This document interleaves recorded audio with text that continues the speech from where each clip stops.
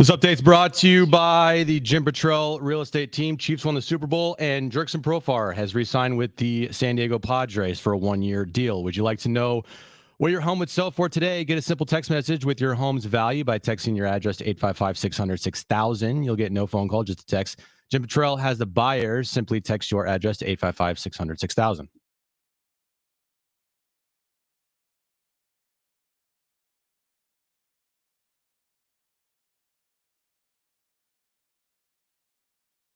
All right, San Diego and Southern California, what's going on? It's hour one of Jon and Jim.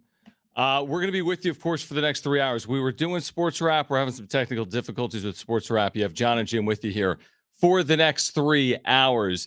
By the way, Tim Leiper is the Padres third base coach, new Padres third base coach. He will join us coming up at 4:30.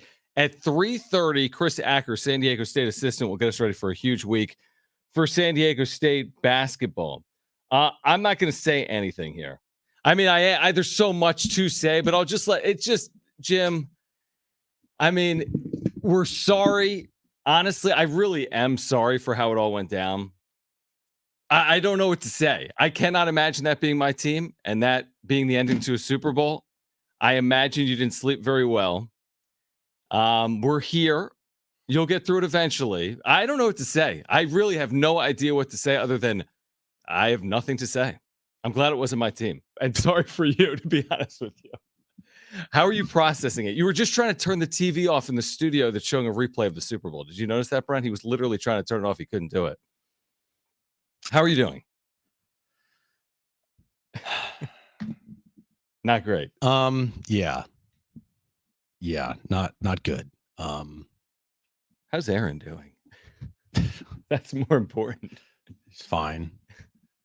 That probably, like, in the moment, it's easy to say it's the worst loss if you are a fan of the 49ers in, the last 30 years. Right. I mean, you could argue that's probably, if you want to contextualize it and go big picture here, it's hard to think of if you're a fan of that team, a worse loss for that franchise.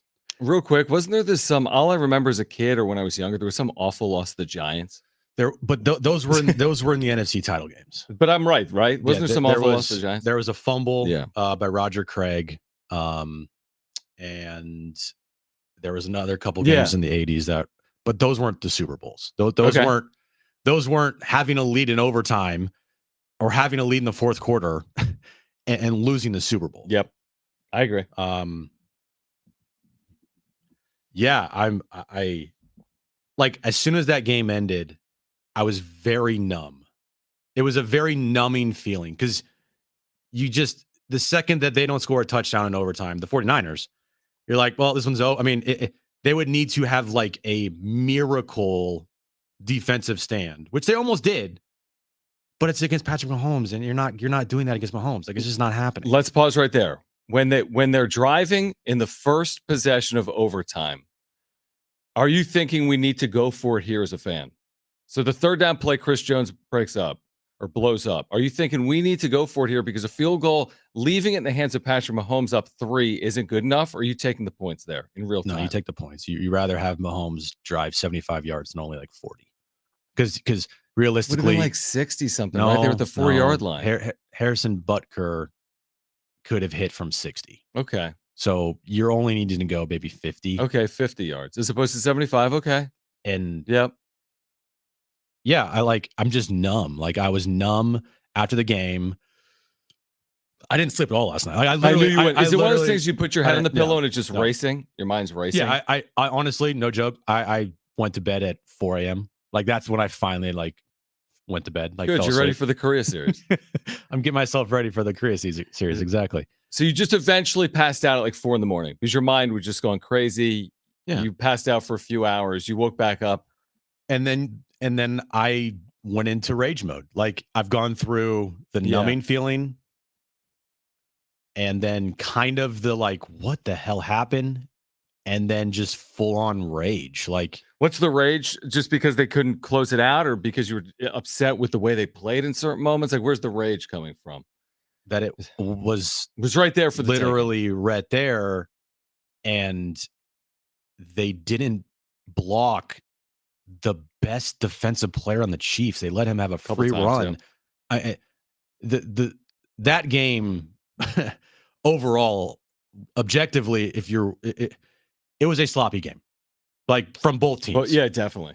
Sloppy game with a great ending. Objectively, by the way, like for a football fan, it had back and forth. It was if you had a team in the fight, then yeah. I mean, it was entertaining. With a walk-off touchdown in the last seconds of overtime to win a Super Bowl to go back to back. Like, come on. So, and I was thinking about this. If you're a 49ers fan, and I'm going like really big picture here. And look, if you have another team like in any other major sport, go for it. Tell me. But as of right now, in the last 30 years, since the Niners last won a Super Bowl versus the Chargers, my entire adult 49er fandom, 30 years now, 30 years. I don't know if I could find another team in any major sport with more crushing, heartbreaking losses being that close than the 49ers. Ooh, my initial reaction would be like, no way, you're crazy. But having lived next to you for the last 6 or 7 years and watching how this has played out, Purdy gets hurt last year against the Eagles, 10-point lead against the Chiefs 4 years ago, 10-point lead yesterday against the Chiefs. These are just a couple of recent examples in the last 5 years. So is that, Brent, what do you think about that? Among all sports franchises, big four, are the Niners the most, what would the term be? They've had the most heartbreaking luck in the last 30 years. Yeah, like they went from being the most dominant franchise in all of major sports almost. When you think about it, you're saying like the Montana era into in the 80s, in the early 90s, to since then.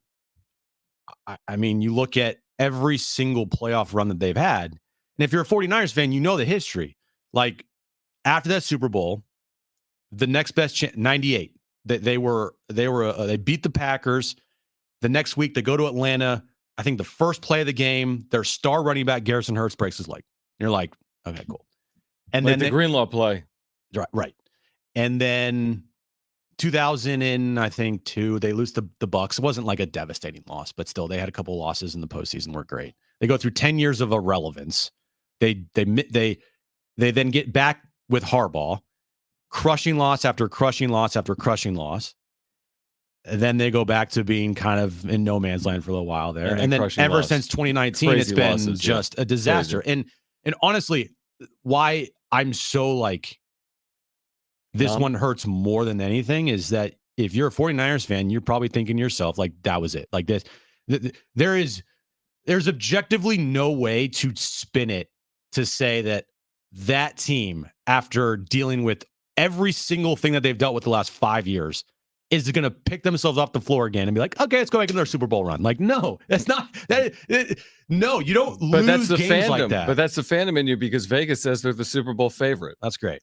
Isn't that what? I mean, they do. Bottom line says plus 500. That's great. They're more of a favorite than Kansas City and Baltimore. By the way, I'll give you a team off the top of my head that nobody's put in the chat. The LA Dodgers. Yeah, they have 2020. Which we discount, but I would put the Dodgers in a comparable category. A lot of postseasons, a lot of regular season success. I mean, yeah, if you want to, then yeah. I mean, I guess they've been in the postseason more than San Francisco has over the last 30 years. Yeah, but from a crushing, just maybe like devastating loss standpoint, football, makes it tougher. One game. It's like if the Dodgers went to the NLCS and World Series like every other year, which they basically do. I mean, they lost in the DS round the last couple of years. But that's pretty heartbreaking probably when you win 111 games. It's heartbreaking, but you don't like get that far to then lose. I'm just saying, as a 49ers fan, I mean, yeah, it's great. Oh, they've won 5 Super Bowls. Those Super Bowls are irrelevant to me as a fan. Irrelevant. They mean absolutely nothing. And they mean absolutely nothing to a majority of that fan base that is not in their late 50s. Sure. 30s and younger, you haven't experienced it. Yeah, I get it. Absolutely. So it's now 30 plus years. And Patrick Mahomes is Patrick Mahomes. And there's plenty of things that happen in that game. And now Kyle Shanahan, whether he likes it or not, is a guy that is labeled, I think rightfully so, as a guy that can't win the big game until he wins the big game. Can I ask you this about Shanahan? Because I do think this is fair. I mean, I don't think Shanahan is the reason why Mahomes made some plays down the stretch. But No. when you get to overtime, I mean, I was scratching my head. I see the new overtime rules. We're aware of the new overtime rules. And there still isn't a world in which I want the ball first in overtime. We've all watched how college football plays out. And Andy Reid said this postgame. He said if the Niners would have scored a touchdown, if we would have scored a touchdown, we just would have gone for 2. Playing for a third possession in overtime made no sense. Like, honestly, like, if you want to pinpoint a moment where the game was lost, like where you really flipped the script, taking the ball first, don't you agree with that? Was kind of asking for trouble, giving the ball to Patrick Mahomes with the extra down and a chance to win. That to me made no sense at all. Wouldn't you rather have the ball last than first, especially when you're playing Patrick Mahomes? Did that make any sense to you in real time? Didn't to me. There's a couple things there. One, and Kyle didn't say after the game, but the Chiefs just won an 11-minute drive to tie the game up at the end of the fourth quarter. The defense was completely gassed. 7-minute. That was a 7-minute drive? They both had 7-minute drives. Okay. Well, anyway, still, defense is completely gassed. 2, I mean, say what you want about Brock Purdy, but like, I mean, and to be honest with you, I don't think the nerves got to Brock yesterday. I thought he played well. I didn't think there was a couple plays that he missed, but it's hard to make a throw when your offensive line literally does not block. Right. Like, it mind-boggling to me. Like the third down play you're saying? There are multiple. Yeah. The Chiefs had 9 players unblocked rush Purdy yesterday. 9. And that is a complete failure of communication on the offensive line's part. But anyway, there's a little also too of like, okay, we want to get the ball first to maybe take some of that nerves away from Purdy because we want to go down, we want to score. Right. But I agree. Therein lies the problem. No, I agree. I want to. Yeah. Why is my chair sinking? I don't know. That's the last thing we need. But real quick, doesn't therein lie the problem? And we always say, I said all week leading up, it's not Purdy against Mahomes. And I didn't think it was. And by the way, I thought Purdy, to your point, he played well. There were moments he played really well, and there's some things he'd probably want back. He didn't show nerves. Like same thing with Mahomes. Yeah. But if you're now making decisions because your quarterback has constraints, like you're saying, well, Purdy, we want to take away any nerve. Well, hold on, but the Chiefs aren't doing that. No, I know, and that's the difference is Patrick Mahomes. But again, I don't know what the true thinking was. Yeah. But in those situations, you can't go full analytical mode. You have to almost go like, okay, we're playing Patrick Mahomes here. Do we want to give Patrick Mahomes 4 downs every single time? Or do we want to make sure he's only having 3? Do you want to bat in the bottom of the 9th or the top of the 9th? It's as simple as that. How can you worry about the 10th? How many times have we said that in baseball? You're worried about the 3rd possession? Like the Chiefs are going to let you get to it? Well, and it's just not a good look for Kyle at all. When you have players after the game saying that we never talked about rules. And then you have every Chiefs player saying, yeah, we literally visualized and practiced this moment for the last 2 weeks. I agree with that. If this game got to the overtime. So the Niners, there's too many mistakes. The fumble on the opening drive by Christian McCaffrey, the muffed punt wasn't really a muff. It was almost like it bounced off some dude's ankle that player's never been once spoken about all year long. And that's football. And that was the only touchdown that the Chiefs scored in regulation was off that punt. It was the game. It was the game. It's so funny. Before the game became the game, that was the game. And I actually do think the blocked extra point was massive. If you're looking at it at the end of the game, in regulation, when the Chiefs were down at the 10 or whatever yard line. After the Kelsey catch on the sideline. Yeah. And it was 4th down. And 6 seconds. And they kicked that field goal. I do think that they would have scored there a touchdown if they were down by 4. And then the overtime would have never meant anything. Sure, yeah, but we'll never know. We'll never know. Yeah. We'll never know. But I'm not putting that. Putting it past. But that's still, I mean, one play from the 11-yard line to get into the end zone is not a guarantee. No. Not against San Francisco. I mean, it may have happened, but it may not have happened. And then one of your best linebackers tearing his Achilles, stepping on a line on the field. Like overall, it was the worst. It was the worst fan viewing experience ever. It sucked. It was the worst. It sucked. I hated it. I'm pissed. I don't know if the Niners will ever get past that hump with Kyle Shanahan. He is the Andy Reid Eagles of this era until he gets over that hump. The problem with that is then you hope he doesn't need the second stint because Andy got the fresh start in Kansas City and the rest is history. You hope that Kyle Shanahan doesn't need to go to wherever to win 2 titles or 3 titles. I just think that this team over the last 30 years, they were viewed as a team that always won the big game. Absolutely. And now they're the team over the last 30 years that are going to be viewed as the team that can't get over the hump. They are honestly perennial big game losers now. That is what this franchise is going to be known for as far as until they win. It's crazy because they're so good. I mean, there's some parts of this team, you watch them. I mean, they overcame massive postseason blunders. They weren't good against Green Bay. They won the game. They weren't good against Detroit. They were left for dead. You kept saying the stat for 2 weeks, 0-20 in conference championship games. Teams down by 17 or more at the half. They won that game. And then they were the team to actually take the lead on Kansas City. They played better in the Super Bowl to start than they did in their first 2 playoff games. But they had chances, I thought, to not necessarily step on Kansas City, but they could have created more separation and they didn't. And that came back to bite them.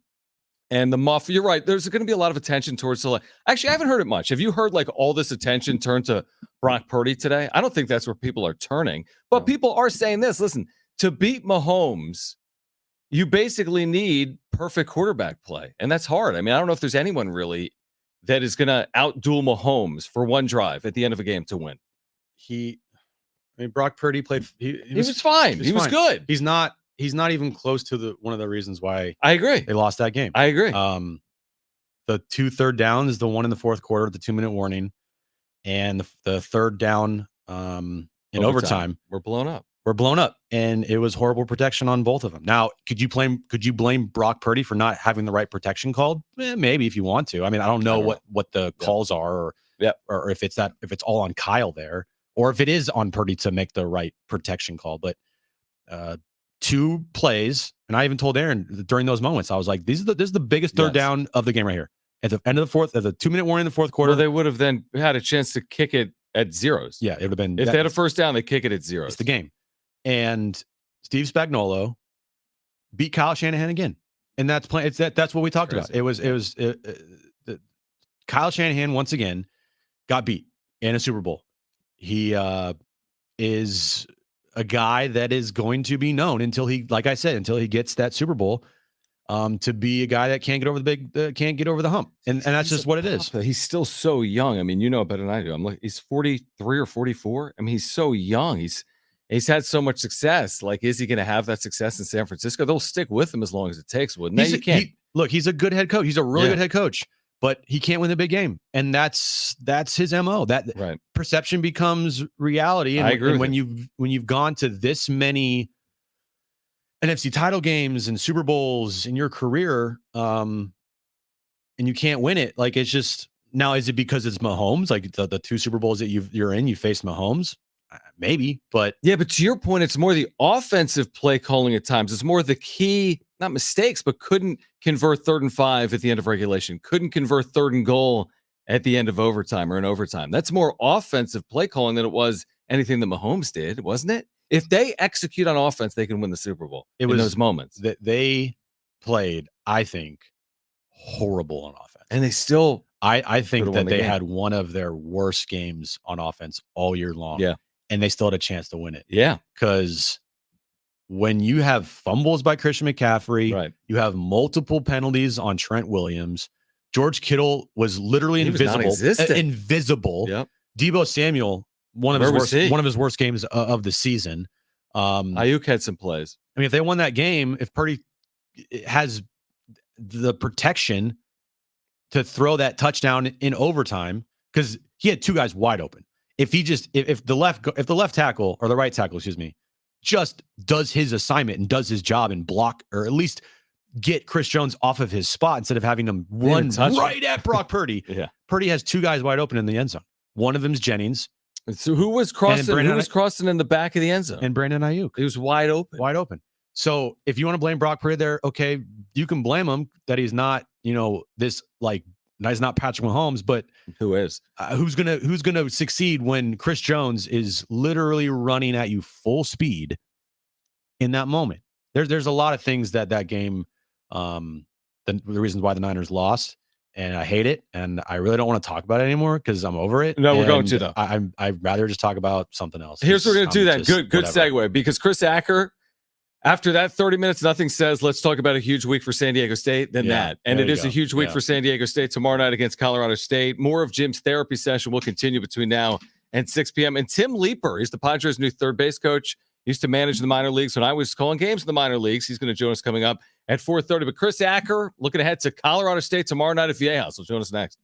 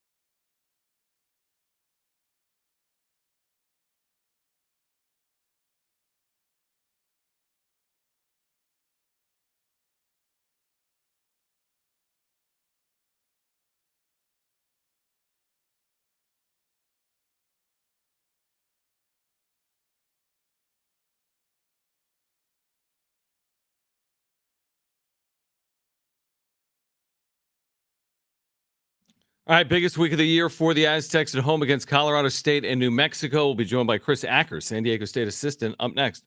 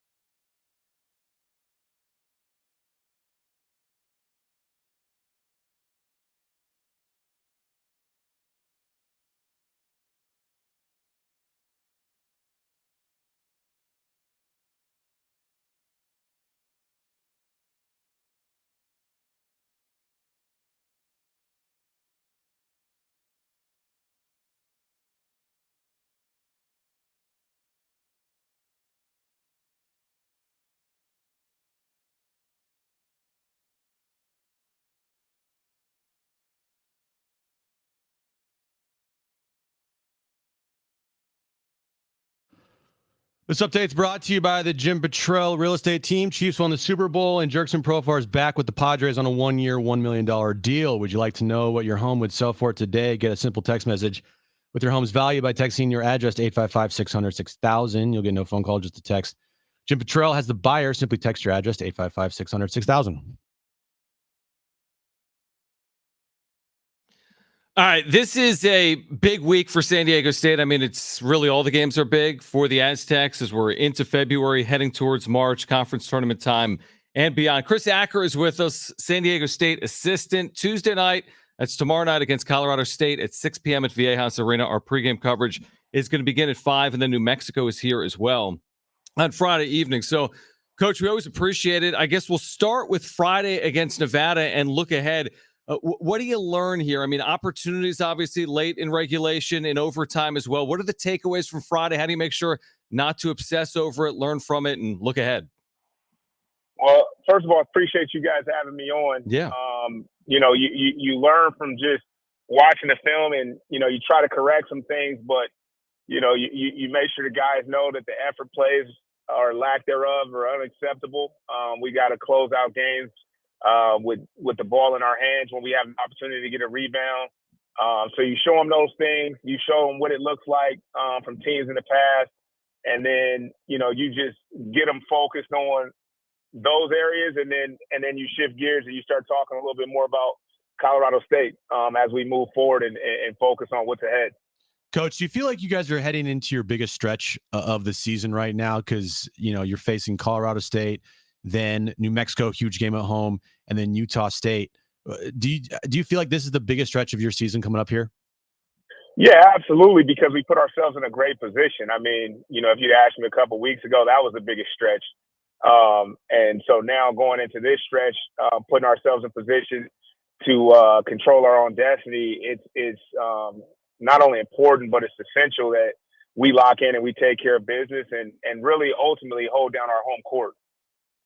Chris Acker's with us right now, San Diego State assistant. Again, the Aztecs get Colorado State tomorrow. How much, when you play a team a second time in conference, is about looking back at what happened in game one? Like how much does that film apply, game one against CSU, to what's going to happen tomorrow night? You take a lot from that. Certain areas that we thought we could have did a better job of, whether it's scheme wise or whether it's just, effort wise, and just attention to detail of certain things. You look at those things and you really work hard on those essential things. And then you look at, some of the things that they're doing now that may be a little bit different than they were doing then. Whatever their emphases are now, where they're trying to put the ball at, who they're trying to get the ball to, and those things. And you just try to make your adjustments. But ultimately, after you've played against a team already one time and both teams have great familiarity of each other, it comes down to who wants it more, who's going to play the hardest, who's going to lock in to the details, and what we value as far as winning championships. We understand that that's on the line, and that's where we're going to come in with that type of mentality tomorrow night. Have you ever remembered a Mountain West being like this tight at the top of the conference where you have so many teams vying for a regular season championship? No, I can't remember it being like this. It's always good competition in the Mountain West. There's always, everybody's always competing, and there's always a chance of multiple teams getting that large bids to the NCAA tournament. But as far as on pace to win a championship, I don't think I've ever seen it like this. Is this what you and the team would prefer, as opposed to a year where there's maybe one dominant team? And oftentimes over the years that has been San Diego State. Is it preferred to have all these opportunities, but also all these challenges night in and night out, where you got 4, 5, 6+ teams vying for the NCAA tournament? Well, obviously you want to play everybody at their best, and you want to play against the best competition. And so a lot of times you get that in the non-conference, and then you segue into conference, and you feel like, there's a little bit of a drop-off here and there. But we'd rather play against the best competition night in and night out. And it just so happened that it's in our league this year. And so, every night's a challenge. We've lost games, we've won games, but, there is no night off. And so that's what makes it exciting. And that's what conference tournaments and conference games in general is supposed to be about. It's supposed to be teams that know each other, that have familiarity with each other, going after it and trying to accomplish the ultimate goal and winning the conference championship. You guys had some new starting lineups here recently of late. How do you think the guys are responding to that? And do you guys think that you guys will maybe change it up a little more going down the stretch here, or keep things the same? Well, I mean, I think our guys, we got a great group of guys, and I think ultimately they want to do whatever it takes to win games. And so, when you come in and out of the lineup, whatever you're feeling, if you're about winning, you make that adjustment internally and you give the team everything you can give to help them win the basketball game that night. And so I think our guys have done a great job answering the call, guys that were starting that are coming off the bench now. They've made their adjustments and they're trying to figure out ways to impact winning. As a coaching staff, we're trying to figure out what's the best formula for this team, and we're going to continue to do that throughout the course of the season. So as we move through this and we continue to play against these teams and get more familiar on the second side of playing against them, we'll keep making our adjustments as need be. Chris Acker with us right now. San Diego State, Colorado State tomorrow at Viejas at 6 p.m. Pregame coverage at 5 p.m. Huge game in the Mountain West. We've talked about Jaden obviously a lot, Coach, with you. Jaden Ledee and the way he's being defended and how, earlier in the season he wasn't drawing doubles like this. It seems like every time he touches the ball, or more often than not, he draws that hard, quick double team. What are the adjustments he has made? What are the adjustments the team has made? And how do you rectify the way he's being defended right now in the Mountain West? Well, you just try to put, first of all, you try to put a system around him that allows him to make his life easier for him to be able to see where guys are. So we try to tweak things and make adjustments game to game and put the guys in the best position to be successful. He's handled it extremely well because, he knows that it's coming. And so, although he's had some I think last game he had 7 turnovers, he is trying to find guys and he's trying to figure out where the doubles are coming from. So it just comes down to watching more film and getting more clarity on where his passes are going to be, where he can make those passes on time, on target, so guys can catch and shoot or drive closeouts. But deservingly so. I mean, he is, to me and to our staff and to our program, he's an All-American, and he's the best player on the floor night in and night out. So, he's embracing that, and I think our guys are embracing that. But we just try to find different ways to get him the ball, not just throwing it from the wing inside to him, but also throwing it from the top where it's much tougher to double him. And when he does catch it from the top, he's more than willing to throw it out, which makes our team a threat from the three-point line. So that's our best way of getting the paint touches, throwing him the basketball, and we're going to continue to do that. Coach, before you go, I thought the home crowd in the last home game at Viejas was like as good as it gets. I mean, that Utah State game, the crowd was it felt as if the crowd was valuable. I know Dutch has talked about that as well. What is the impact? You're seeing it home and road. You're playing games, obviously, at Viejas. You're taking on opponents on the road as well. What is the value of the crowd support that you get at Viejas night in and night out? Well, I mean, to me, it's the best crowd in the country. I mean, I've been in a lot of arenas, and I just feel like our fan base is tremendous, and they've supported us whether we've won or whether we've lost. The true fans have been there, and what it gives you is just an edge. You understand when you have a crowd like that, you're playing for not just San Diego State, you're playing for the city of San Diego, and for all the hardworking people out there to spend their money to come watch us play and watch us compete. You're playing for them, and you're playing for the name across your chest. And so, it's just exciting to walk in that arena and feel the electricity in there, and to listen to the show, and just feel the student section. It just gives you an adrenaline rush and just makes it so that, you feel like even when things may not be going well, they can turn around in an instant. And that's all because of the great fan base that we have that's constantly engaged throughout the course of the game. So, we need everybody to show up. We won't be able to get this stretch done without you. So if you're listening, please come out to Viejas Arena and watch us take on Colorado State on Tuesday and then take on New Mexico on Friday. Huge week, no question about it. Aztec fans, 6 o'clock start tomorrow as well. So plan for that. Get there early. Be loud, as you always are, for San Diego State and Colorado State. Chris Acker, Coach, we appreciate it as always. We'll see you tomorrow night. We'll catch up again down the road. So thank you. Thanks, Coach. I appreciate you guys. Thank you so much for having me on. All right, Chris Acker.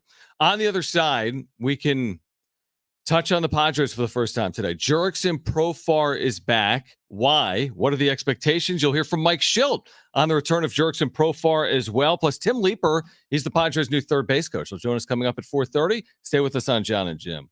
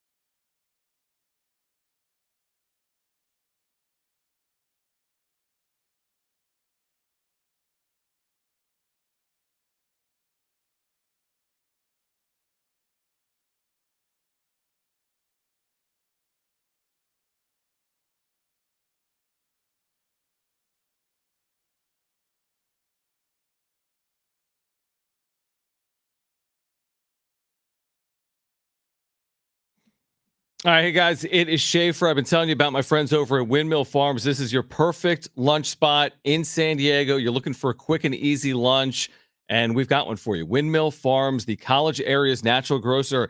Head over to the deli, pick up a sandwich. Your 8th sandwich is free with the sandwich card. They have every possible deli sandwich you could possibly imagine. They've got fresh, high-quality ingredients.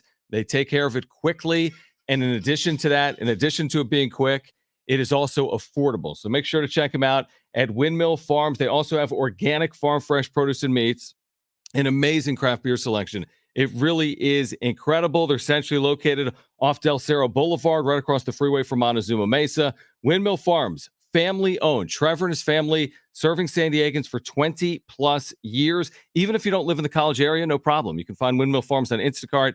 Have your groceries delivered directly to your doorstep. In addition to serving San Diegans for 20 plus years, they support local businesses right here in our community, Harris Ranch, Mr. G Salsa, and many more. They've got weekly specials for you at windmillfarmsmarket.com. That's windmillfarmsmarket.com. We'll see you over there this week. Pick up your lunch. Shop local. Shop at Windmill Farms.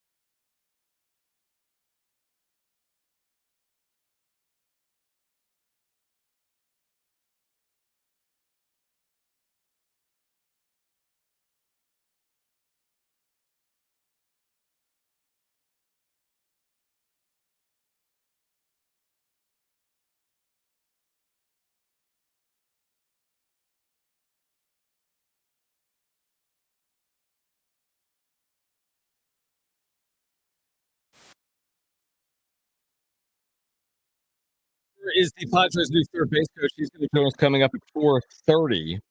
Jurickson Profar is the newest Padre on a one-year deal. I mean, it's kind of the least shocking signing ever. He's not really the newest Padre because he's been on the Padres for parts of the last 4 seasons, but 1 year, $1 million. We have been kind of clamoring for someone to be inserted into their outfield other than the possibility of like Jackson Merrill. Did you know that their Pacoda projections went down today with the signing of Jurickson Profar? I doubt that's why they went down. They signed Jurickson Profar. Who'd they have otherwise? I don't know, but it went down by 0.4% or 0.4 wins or whatever. Well, if nothing else, it's a stopgap. I mean, I'd rather them have someone like Profar out there than Jackson Merrill from day one. Plus, he plays multiple positions, and it was expected. There's no surprise here at all. It probably does take someone like Tommy Pham off the board, but this is the least surprising thing, and we said this previously. This wasn't going to impact their win total if they signed a fourth outfielder type. Would you consider this a move to just make a move? No, because it's $1 million, so I wouldn't. I consider a move that has to be made because they literally need to give plate appearances and ABs to someone, and he's that someone to start the year. Yeah, I mean, it means nothing. I mean, look, if Jurickson Profar plays well, great. Yeah. You hit on a guy that making $1 million. If he doesn't play well, then he's gone. It doesn't matter. Right. I mean, even though he objectively was one of the worst outfielders or players in all of baseball last year, I mean, he was god awful for the Rockies. He had a nice little stint here with the Padres at the end of the season, 49 or 46 plate appearances, whatever. Played well, but again, I mean, it's a player that is going to make nothing, and if he doesn't do well, it doesn't mean anything. It's $1 million. Who cares? It's not like spending $7 million on Tommy Pham, and then Tommy Pham sucks, and now you're at $7 million. $1 million. Who cares? I would say this. I mean, he's never been a guy to really provide a lot of offense for you. I mean, he's had some moments, but he's like a career 700 OPS guy, like a below average offensive performer. Now, is it worth $1 million because he's friends with Fernando Tatis Jr.? Maybe.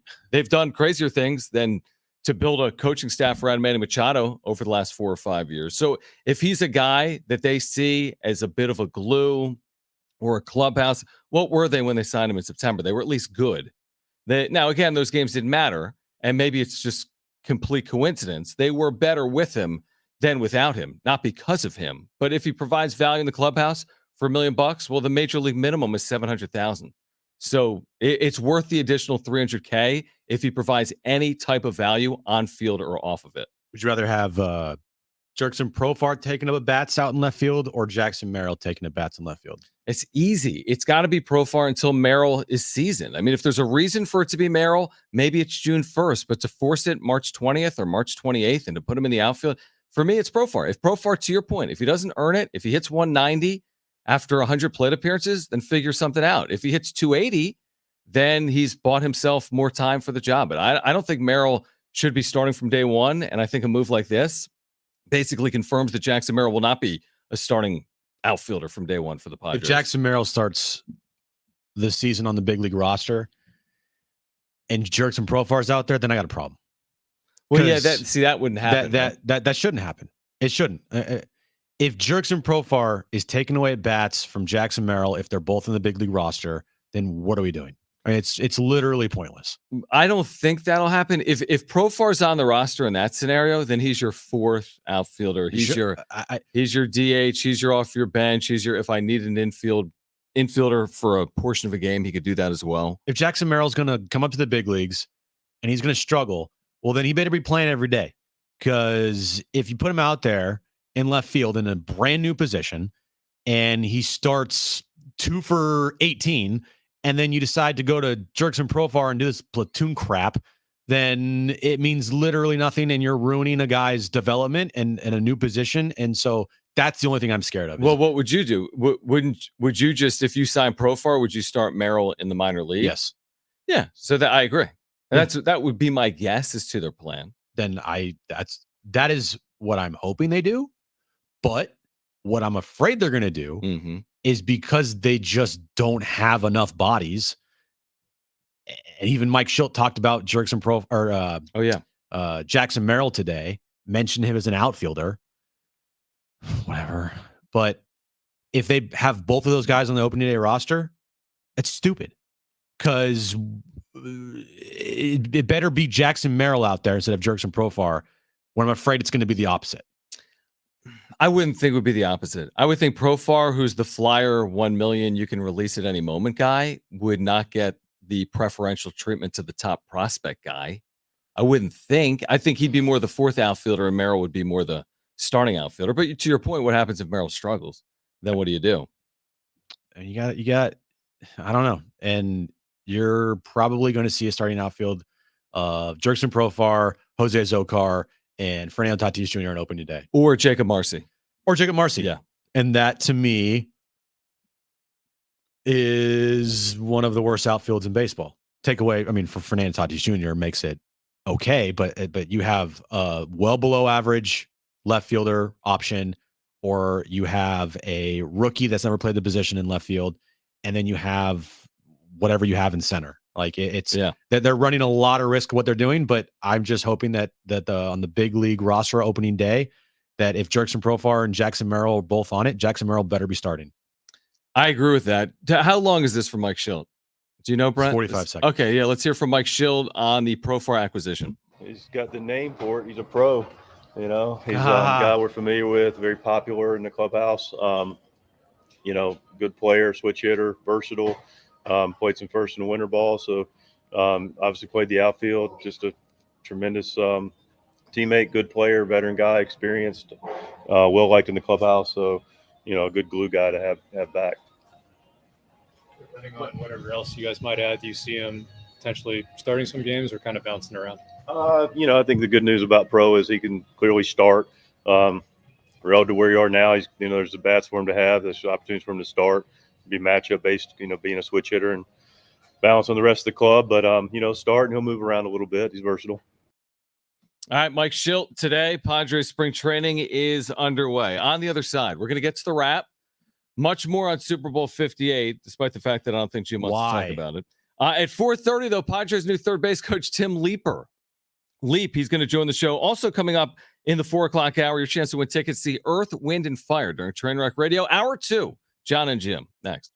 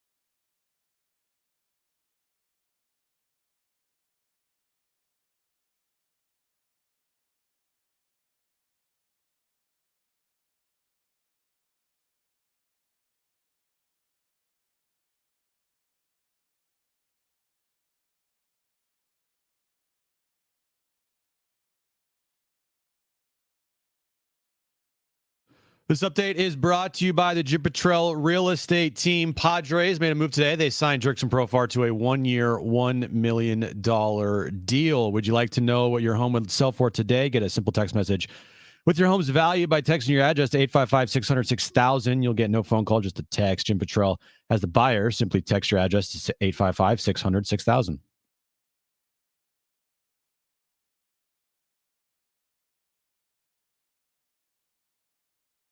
All right, San Diego and Southern California, what's going on? It's hour 2 of Jon and Jim. Padres' new third base coach, Tim Leiper, who was a manager when I was working in minor league baseball, and I don't even know the year because it's been a while since I worked in minor league baseball. It was one of my first years in Lynchburg. Anyway, he managed for a Pirates affiliate. He was a really successful manager. He was a 5-year first base coach in the major leagues for the Toronto Blue Jays. He's been a coach for the Canadian national team, even though he's actually from the state of California, but he's married to a Canadian. Anyway, Tim Leiper is the new Padres third base coach. He is in Peoria. He will join us coming up at 4:30. Later this hour, Jim, your chance to win tickets to see Earth, Wind, and Fire. Maybe they'll help you take your mind off Super Bowl 58. You and Aaron, you guys could head over there. No. Catch up on some tunes. Brent, what are some Earth, Wind, and Fire tunes? Should we know them? Yes. What are they?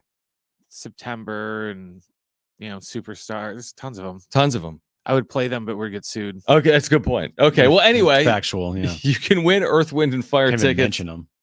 What's that? No, you can mention them. I can mention them, but I just can't hum it or anything. Right. Yeah, that's true, yeah. Earth, Wind, and Fire tickets will give away this hour. We have Aztec tickets for tomorrow night. We had Chris Acker on the show earlier. San Diego State, Colorado State. We'll give those tickets away. And I know the time of the game tomorrow. It's at 5 o'clock, 4:30 pregame. Wait. Brent, You want to try it again? Hold on. Did I did got you it just wrong? say that in the update?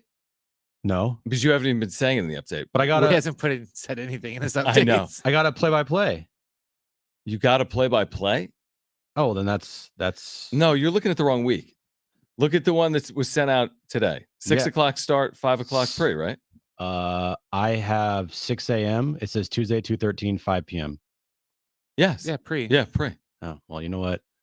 I'm get that- all over the place, and I wasn't really paying attention a lot today, okay? You're done early tomorrow. You are. And we're broadcasting from Viejas Oh, okay. from 3 to 5, and then pregame coverage from 5 to 6. Have you what content have you been consuming? We'll get to the wrap in a moment. Where is your mind when it comes to Super Bowl 58? Are you trying to avoid content? Are you trying to mute everything? Or are you trying to consume as much as possible? Or how are you consuming content since the Super Bowl? You're probably not. No, but I know Jim. He can't stay away from it. It's one of those things where I keep seeing it, Right. and I keep thinking to myself that they won the I'm like, okay, Oh, they yeah. actually blocked Chris Jones. They actually, Made this play. They didn't have protection blunders. George Kittle actually showed up and played. I'm just thinking it's gonna be different, right? Right. I listened to a podcast last night that I've listened to over the year that it kind of calmed me down, but then they keep repeating the same things as far as the play that just that everyone's going to be talking about in Niners land, and you just get more mad and you just get more mad, and then you see it and you're like, oh Wait, the play that everyone's talking about, is it the end of regulation third down? Or is it their overtime drive third down? It's the overtime one. Okay. Even though I think the third down at the end of regulation honestly was more important. Way more. If they get it, they kick a field goal to win the game at 0 seconds. Yeah. And then in those two instances, Kyle, he lost. He called a play, Spags called a play, and Spags won. He called the perfect blitz at the perfect time, got to Purdy, and then the Niners decided they just didn't want to block Chris Jones at the end of in overtime. That was the strategy. Guys, don't worry about this. Yeah, guy. don't This block guy's him. fine. No, I don't We're block him. fine. Yeah, I'll block him. No, my head's in a blender. I am still in the torture chamber. I What do you think it takes? Is this a 1 week thing? Is it maybe 1 year? Is it more of a lifetime? I don't know when I'll be over it. I'm not over. What about the 2019 Super Bowl? How long Um, did that take? Super Bowl 54? No, probably took a couple. I mean, it took a little while, but Yeah. but they weren't as. They were at a 10-point lead in that game, but But then the this Chiefs one- kind of ran thi- away with it. This late. one felt different. It felt they had it, and they had so many opportunities. Yeah, they were never out of it. and they played better than them for 3 quarters, and then they just shot themselves in the foot and they didn't capitalize. Other than that, Miss fun Lincoln, weekend, really nice Miss Lincoln- weather. Yeah, it's a great. Everything's It great. was awesome. It was a good broadcast. Funny, A lot of Americans probably tuned in. yeah. Halftime. All right, let's get to this. Halftime.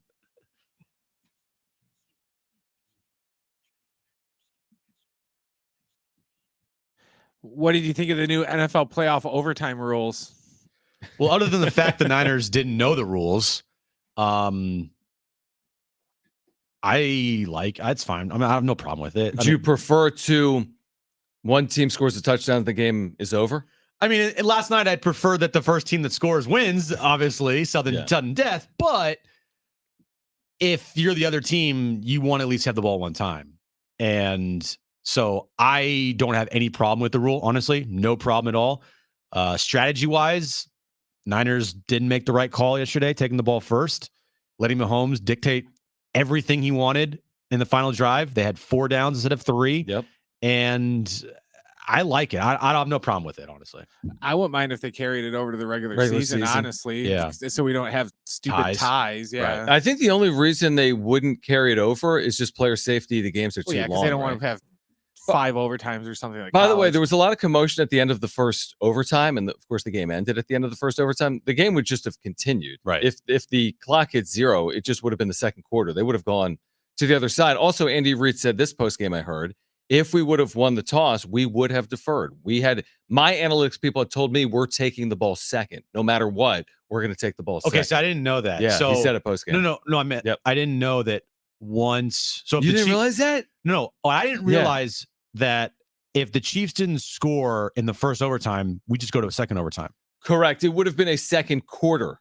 Yeah. As if so when they say we're starting a new game, they meant we'll play 2 quarters. By the way, if it would have gone to a third overtime, they would have taken an extended break like a halftime. They would have taken like 8 minutes, not 2 minutes. Okay. So they were playing a game. Now at the end of the second overtime, like a new game, there would have been a half. They would have had to score at the end of the second overtime, but at the end of the first overtime was just the first quarter. Okay, so the time didn't mean anything. Meant absolutely nothing. Brett made a really good point before the show. It almost looked as if the Niners thought the Chiefs were content to get to the next overtime. They were running the clock out, but they couldn't because the play clock difference was 1 second. It was like 1.5, 2 seconds between there. So they had to run a play, even if it was just like a draw or something, but they're kind of standing around like they thought they're just going to take it into the. You probably haven't watched that play a lot over, but it did look like there was like a player standing around before the start of the play. Like they weren't set for the play. Well, the second that play happened and Mahomes is rolling out, I saw the guy wide open. Like, I just turned the TV off. I knew. Like what time is Mandalorian? At least he didn't smash the TV with the JD bottle like that one guy. Oh, I saw that. Yeah.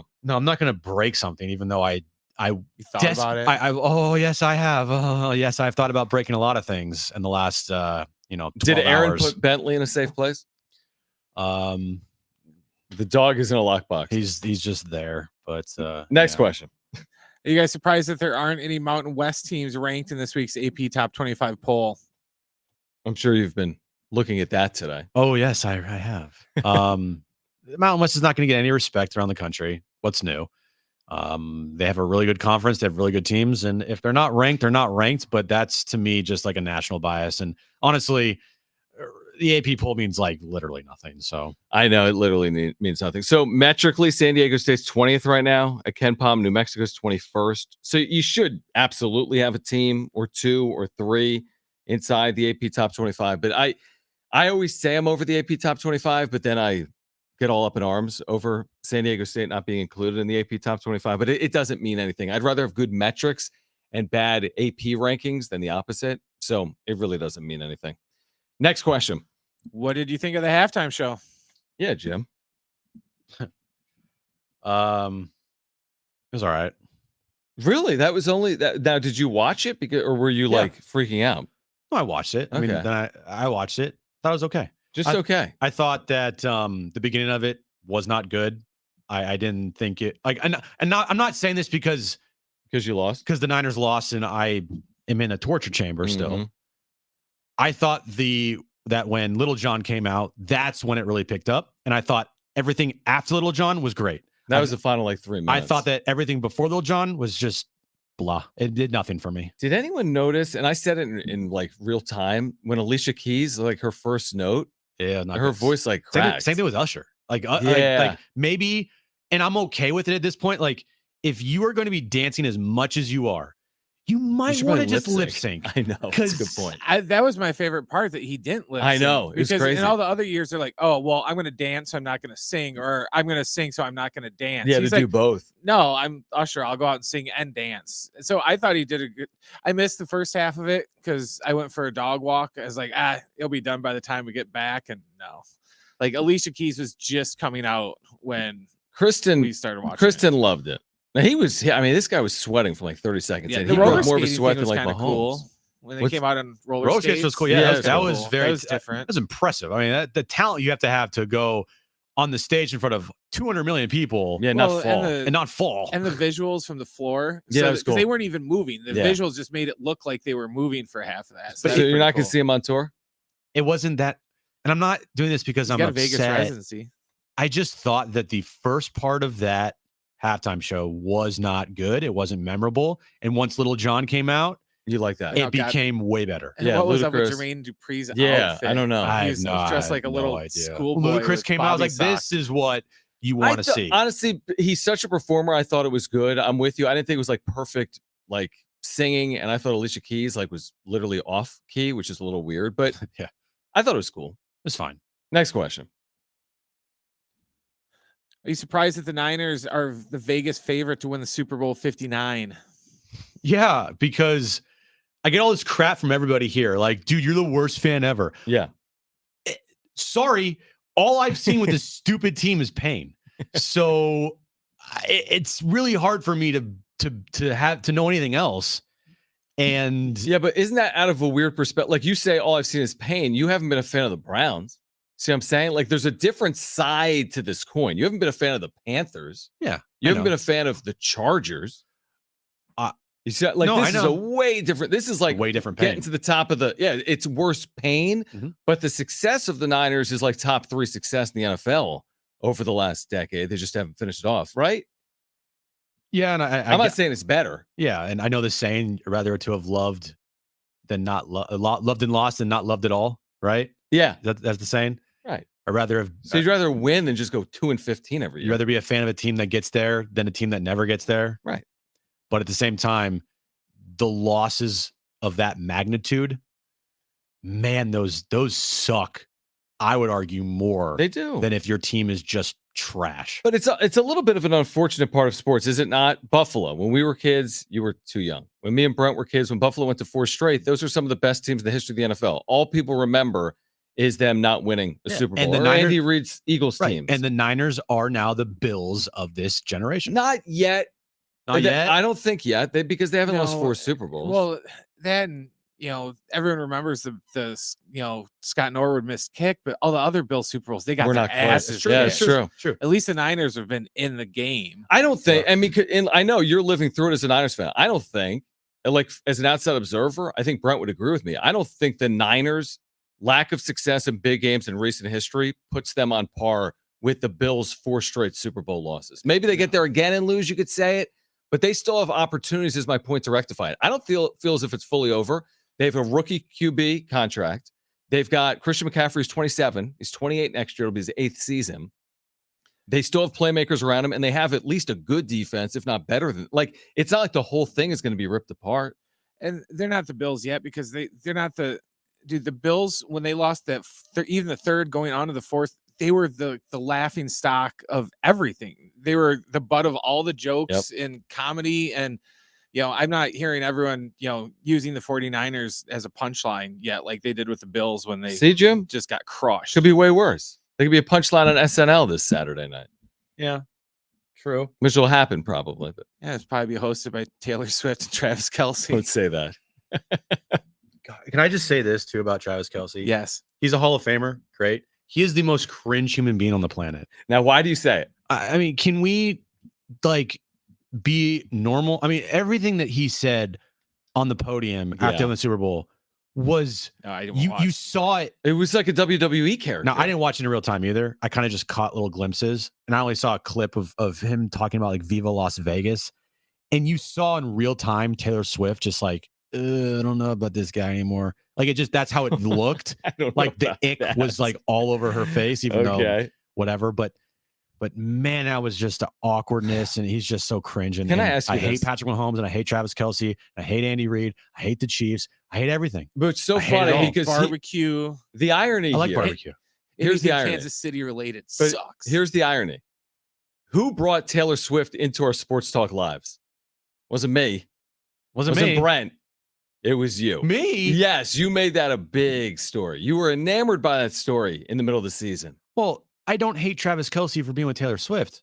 I hate Travis Kelce for everything else. everything else. Yeah, and the fact that he's just good. I mean, he made play. Once he nearly knocked over his head coach, he had about 9 catches. Well, it also helped when the 49ers one of the best linebackers Went out. Fair. tears his No Achilles doubt. stepping on a line on the football field. No doubt.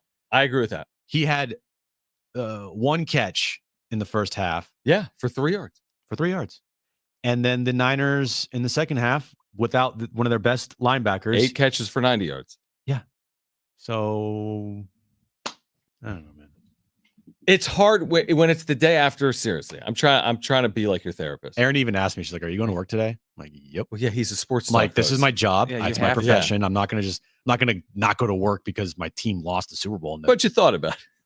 no, I was not going to stay home. It's always the worst when you're like, well, now you got to wait a whole nother year even for this possibility to exist again. That's the worst part of sports. Like you get to this like pinnacle, and then if your team doesn't win it, you have to wait a year. It's not just football. Same thing. You lose a World Series. You lose the 7th game of World Series. Are we going to get back? You lose an NBA Finals. Are we going to get back? Now you've had the benefit of the Warriors to offset some of the disappointment of the Niners. But yeah, it's the worst part about it. It's like you're so close now. You got to wait, and there's no guarantee that it comes ever again. But there's also no guarantee they don't win the Super Bowl next year. I just have no Faith. no expectation. I mean, they can't. It's been 30 years, okay, Mm-hmm. and the last 15, every single big game they've been in, they've choked and lost in the most epic fashion possible. But it's not true because they came back and beat the Lions in an NFC Championship game. That's fine. That's great. That's a big game. But have they won the big one, which is the I one get that it. matters? I get it. No, I see what you're saying. Every single loss the Niners have had since 2011 in the playoffs, It's been epic. Kyle Williams fumble at home. That's what I was talking about All right. earlier. Yeah. 2012, they lose to the Ravens. They had 1st and goal at the 5-yard line. They don't score. 2013, Crabtree. Sorry ass receiver, Richard Sherman. Okay. 2019, up by 10. It was 6 minutes left. Mahomes. 2021, dropped interception on the road versus the Rams. Last year, Brock Purdy dies. This year, Not literally. not literally, but his arm Yep. falls off. So and he then- played good for being a zombie. And then this year, I mean, But they beat the Chargers 49-26 in well, 1995, well, the Chargers, whatever that was. It's great. Chargers were a sorry ass team. I mean, it's easy to beat the Chargers. Yeah. It'll be interesting to see what the other side looks like. What changes are made. I mean, I would say this is honestly, it's kind of like the run it back. I mean, what are you going to do? You're going to keep your head coach. You're what going to I- keep your quarterback. You know what the talk is a little bit of after last night? What? Go get That- Kirk Cousins? No. Even better. How about this scenario? Hmm. You just say F it. Here's $20 million. Bill Belichick be our defensive coordinator. Is he okay? He's not gonna do Is he that. interested in No, that? I know. Yeah. Trust me. I know he's What not. about gonna, head- I know he's not going to do What it. if he wants to be the head coach? No, he's not being the head coach. What I'm just saying is that is an interesting, and I don't think it's going to happen. Bill Belichick not being the head coach, like Sure. stop, at that age. I'm just saying, if you're Bill Belichick and you're sitting there, and someone offers you $25 million to be the defensive coordinator for a team that's like this close. I don't think he's about money. He's made so much. Would Let you me make- ask you but this. would you make that call? Yeah, he's worn No. nothing but the same hoodie for like 30 years. That dude's got to be loaded. I'm not making that call. But what here's Really? no, because he's not saying. Why I mean, not? I can make the call. That's like me calling. You Let don't. me give you an You example. miss 100%. You miss 100% of the shots you don't take. I know it's like the likelihood of that happening is That would be like zero. me calling the Chiefs and be like, "You want to trade Mahomes?"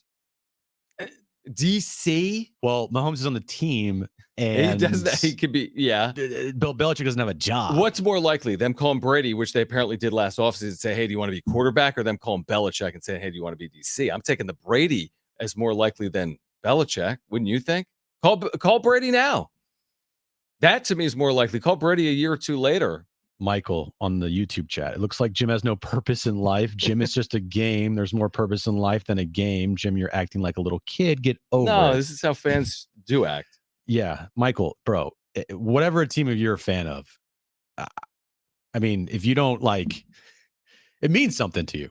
And if you don't get emotional about things like this, and if you're a sports fan, it's like, okay. Are people calling for Shanahan's job? No. After going no, championship games like 5 straight years? No, but he has literally one more chance. They lose the Super Bowl next year, Shanahan's gone? I think you have to. You cannot go over 3 in the Super Bowl. You can't. He's already done it. Well, 2 in San Fran, 1 in Atlanta. He's a head coach. I'm talking about he was a coordinator there. People are like saying that Dan Quinn had nothing to do with that Super Bowl. It's like no, but they all had something to do with it. Is my point. He scored 28 points versus the Patriots, and Dan Quinn's defense gave up 30 plus. So, True. I mean, but it wasn't perfect. Whose real fault is it? I get it. I get it. But it's just so funny how Dan Quinn is like the only head coach in the history of the NFL to not get the blame for losing the Super Bowl. Instead, it's his coordinator's fault. Well, just his coordinator's been on such a big stage since that moment that when you don't, by the way, it wouldn't be Kyle Shanahan's fault if they won a Super Bowl. Like that would quiet people up about the Atlanta Super Bowl. Nobody would care. If the Niners had won 2 of the last 4 Super Bowls, who would care that Kyle Shanahan lost with Atlanta? But he was 28-3. Yeah, I mean, he was part of it, so he had something to do with it, but it's not because of him. It's like 100%. Just like yesterday's not because of Kyle Shanahan. That's why I would say if they made another Super Bowl and lost, you're going to move on. All right, Tim Leiper, Padres third base coach, new third base coach from Peoria, joins us next.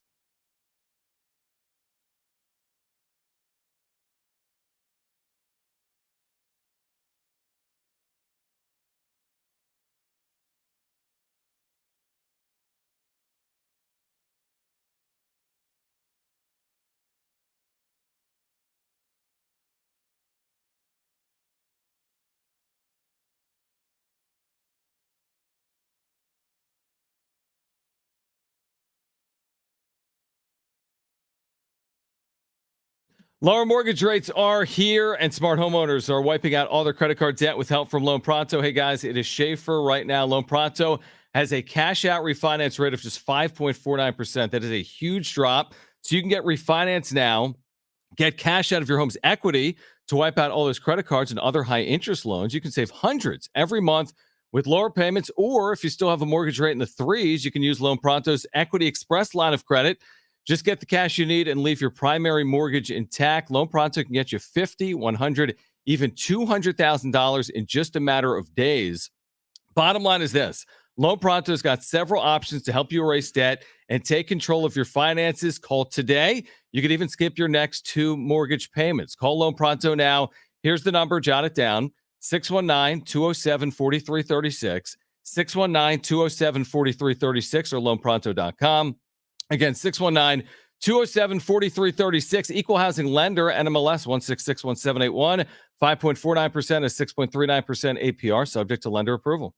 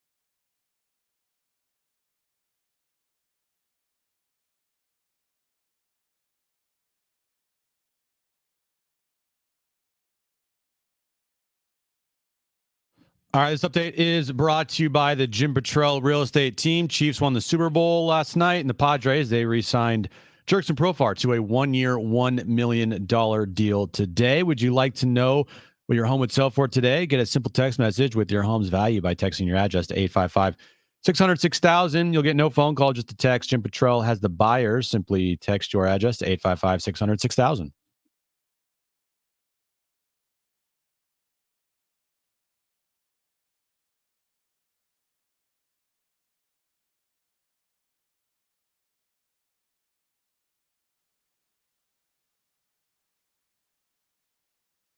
All right, so Super Bowl over, and we turn our attention to baseball. In fact, the Padres play spring training games in 10 days. They'll have their Cactus League opener February 22nd. They'll be in Seoul, Korea, March 20th. Hard to believe we're just a few weeks out from the Padres getting underway here in 2024. It is great for us to have the new Padres third base coach Tim Leiper on Jon and Jim. It's great for me personally to reconnect with Leap. First of all, for our listeners, so a lot of people know I worked in minor league baseball for 15 years. Right? You've heard that, Jim? I have not. So honestly, one of the great baseball crash courses probably of my career was when I was a broadcaster, very young broadcaster in Lynchburg, Virginia. Tim Leiper was the manager. They're a Pirates affiliate. Leap's a longtime minor league manager, has had tons of success coaching in the major leagues, Toronto, WBC team, Team Canada, and now with the Padres. So Leap, great to connect. How are you, and what's this like to have this to be with the organization with the Padres? Well, Dave, it is awesome to hear from you. You were like one of the radio guys. You were like the Padres tell everybody, "Listen, you were like the best coach I ever had." Because at the end of the day, there was no one there to guide me. I thought you had a little statistic, but I remember you used to go in and get the third on teams. I would. And it helped me so much. And it helped me so much. And I tell you what, just talking about them coming into the interview, it was so great. Because it was just such a good time that we all so close and living together every day and running on the buses everywhere. Like it was cool. And dude, it's great to reconnect here. It really is. It's phenomenal. It's so funny. It feels like a world away, but it really doesn't. And for anyone that understands like, the way, it's an amazing sport. I mean, with minor league baseball and the way it's played internationally, and with major league baseball, it's just such a small world. You can reconnect with people a decade later, 5 years later, 20 years later. So, what is it like? Because you've gone from one organization to another, like most people have in baseball circles. What is joining a new organization like? Is it like a first day of school, or what's it like for you? It's nerve-wracking. It really is. It's funny. You know people, and that's where I ask the questions. People are like, "Hey, where do you work?" And I go, "Well, better questions for half the time." But it's kind of cool to see those staff. Like, the biggest challenge is like getting the players. Like I'm looking at our pitching staff here, and not only do I not know them, like they're looking at me like, like who the hell is this guy? But it's pretty like staff. You can like you come around like Mark Rogue, like over there, and like legitimately was 30 years ago. Man, it's good to see it. It's funny when you work in this business, you kind of pick up where you left off for like 30 years, and all in all, it's just going to remind me that I'm old. It is like the first day of school a little bit, and getting to know the players is like the really fun part too. And I got a little history with a lot of the guys just on the other side of the field from them, but like getting the chance to get to know these new guys is going to be a lot of fun too. And it's that balance that makes it that's like a really really special job. So, what's your relationship with Mike Schilt bringing you here to San Diego? How did that conversation go? And how excited are you to be on the staff this upcoming year? In San Diego? So that's great. And we worked together back in 2013, and right before I got my first chance to work with Big. It was funny. I knew who he was, who I was, and there was some people that knew both of us when I came into work with him. All this, and like, you guys are gonna get along because we are a little bit different. And you know me, I'm like butterflies. He'll be pretty fun enough. And but like together, like our relationship kind of just grew out of respect. One thing I absolutely love about him is he's a genuinely loves people. He's a great communicator. He has the ability to know like who the landmines are and then the ability to get away ahead of it. He's very concerned, like love for people and the way he likes people. He's super detail oriented. I think it's like the kind of balance between the both of us. Like it's a good relationship with both of us. It's totally built out of respect. And you know, he's had a really great career as a manager. I really hate kind of what happened in San Diego and St. Louis. But for him to get this chance, I think everybody's lucky. I'm happy for him and to be a part of it. For him to help me do this, like I can't be more grateful. I can't be more excited to join an organization. I got a little history here. My brother played here, and then it's kind of neat to kind of, be a part of that, or something he was a part of too. Tim Leiper's with us right now. He's the new Padres third base coach here heading into 2024. Leip, you kind of pinch yourself. You look at this roster. I mean, obviously in San Diego, there's so much excitement around the Padres. The NFL's no longer here. You look right. Fernando Tatis Jr., Sandro Bogart, and some of these pitchers, Darvish, have had so much success. What do you think of this group and all the talent that's everywhere? It's just a nice group. It reminds me a little bit, like, it's funny. I went from the Marlins to the Blue Jays. When I first went to the Blue Jays, there was a lot of expectations, and then it's the first year of all these expectations go well, and then it kind of backed off a little bit. And I think with that, like, we really grew, and then with the Blue Jays, like, obviously Division 50, AL, yes, in 50 and 60, and I think this group is kind of nice. What I really, really love is all the things you just mentioned. There's also going to be a nice influx of the younger guys coming in too, and I think when you have that environment, you've got some little bumps in the road, and those bumps in the road have made you stronger, or actually kind of ticks you off a little bit, and you learn a lot from it. It puts you in a really good spot, and so these are the things that these guys have in years, and then, with the influx of new guys, I think it's really healthy. I think the expectations are often a little bit less, but it's also like those are some of the best teams you ever get to be a part of, and you get to work as a team, and everybody gets to do it together. So I think it's a great situation. I think it's really healthy, and then it's a blend of young and old and inexperienced, just the guys who have been absolutely awesome since I've been hired here. Like, I think it's a great situation. I know that it's only been 24 hours.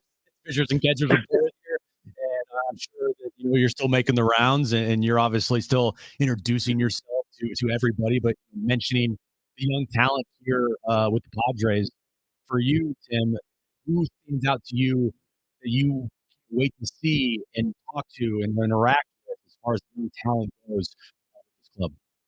So it's really everybody. You're out of the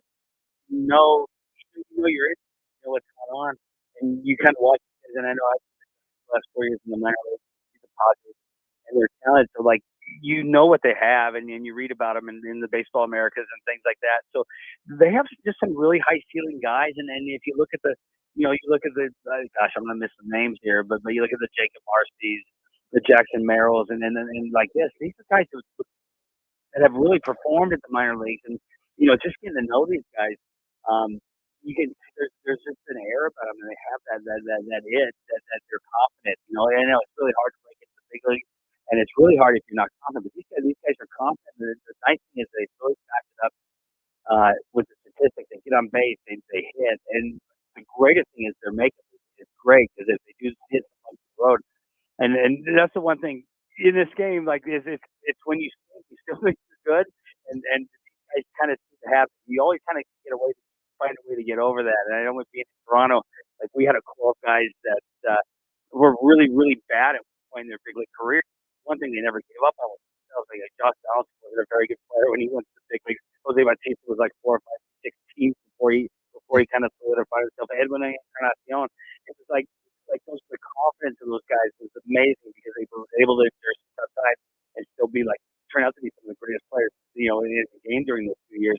And what I really love about the young guys here, and what I think the Padres have done a good job of as an organization, is to like bring the best of that, and like let those guys run with that confidence and let them go at that, and they kind of welcome it. And I think it's really healthy, and they've done a really good job developing these guys. We're with Tim Leiper as the Padres' new third base coach, and again, it's just the start of spring training week. But you look ahead, and the Padres are opening in Seoul, Korea. A lot of your career has been coaching internationally, WBC teams, other Team Canada teams as well. How much are you looking forward to that? I mean, you've watched the spread of this game globally firsthand. How cool is it going to be those first couple of games over in Korea? It's it's a great experience. I'm really looking forward to it. I know my family's looking forward to go over there. And it's funny, we played they had a Premier 12 tournament, which is basically the Asian version of the WBC back in 2019, and we played at the stadium that we're playing at now. So I think it's a great experience. I've been over there before for their World Series games. I remember going to a game in Seoul and seeing the Doosan Bears play, And it's just such a different environment, and it's really cool. The sad part is the stadium's a little bit small because Padres and Dodgers series which could draw 50, 60,000 people there, but like it's just a cool environment. I think it's a neat experience, and like in baseball, when you get these neat experiences and you get stuff like that, I think it's great. And obviously the Korean people are really excited. Not only see kids coming back and get to pitch for us, or play shortstop or second base for us, and get to see him in his home stadium again, and they get to see the other things going on. I think it's just going to be awesome. From afar, Tim, last year, watching this team play and kind of, they underperformed and they had a lot of pressure that they didn't live up to. What needs to change this year? What needs to be different this year to make sure that, that doesn't happen and things are different this season? I'm new here, and like just kind of by design, like I don't care. Like I don't care what happened last year.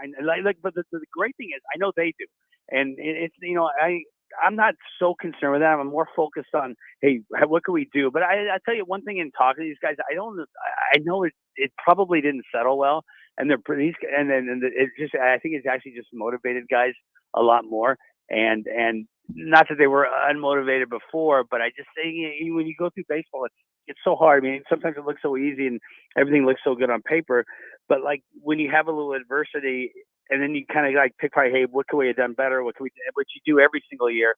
Like one thing I really know is whatever happened last year, and I don't really know, but I know it resonated with the guys, and I know the intensity of what they've said in conversations.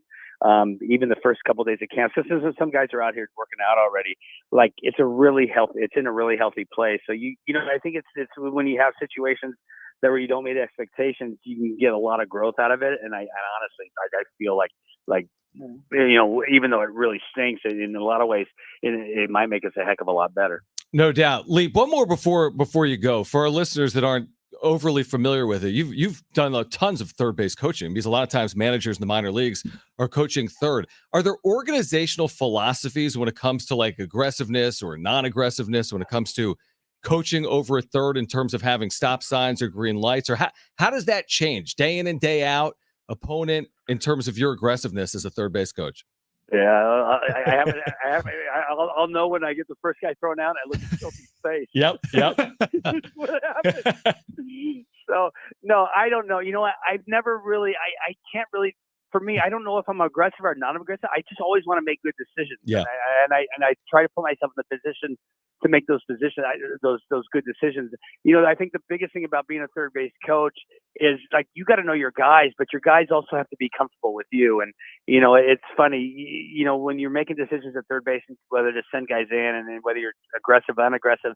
Obviously with no outs, you're probably going to have to be absolutely certain. With 2 outs, you're probably more likely to send guys. But I think what gives you the identity of who you are is what you do with 1 out and how aggressive you are. And it's funny, it kind of ebbs and flows. And like I said, I try to make good decisions, all the time, or be in position to make good decisions. But sometimes you get swayed. Like if you're having a tough week and you're having trouble scoring runs, that can affect you to be more aggressive. Or if you got good guys coming up on deck that are hot, those decisions are made easy.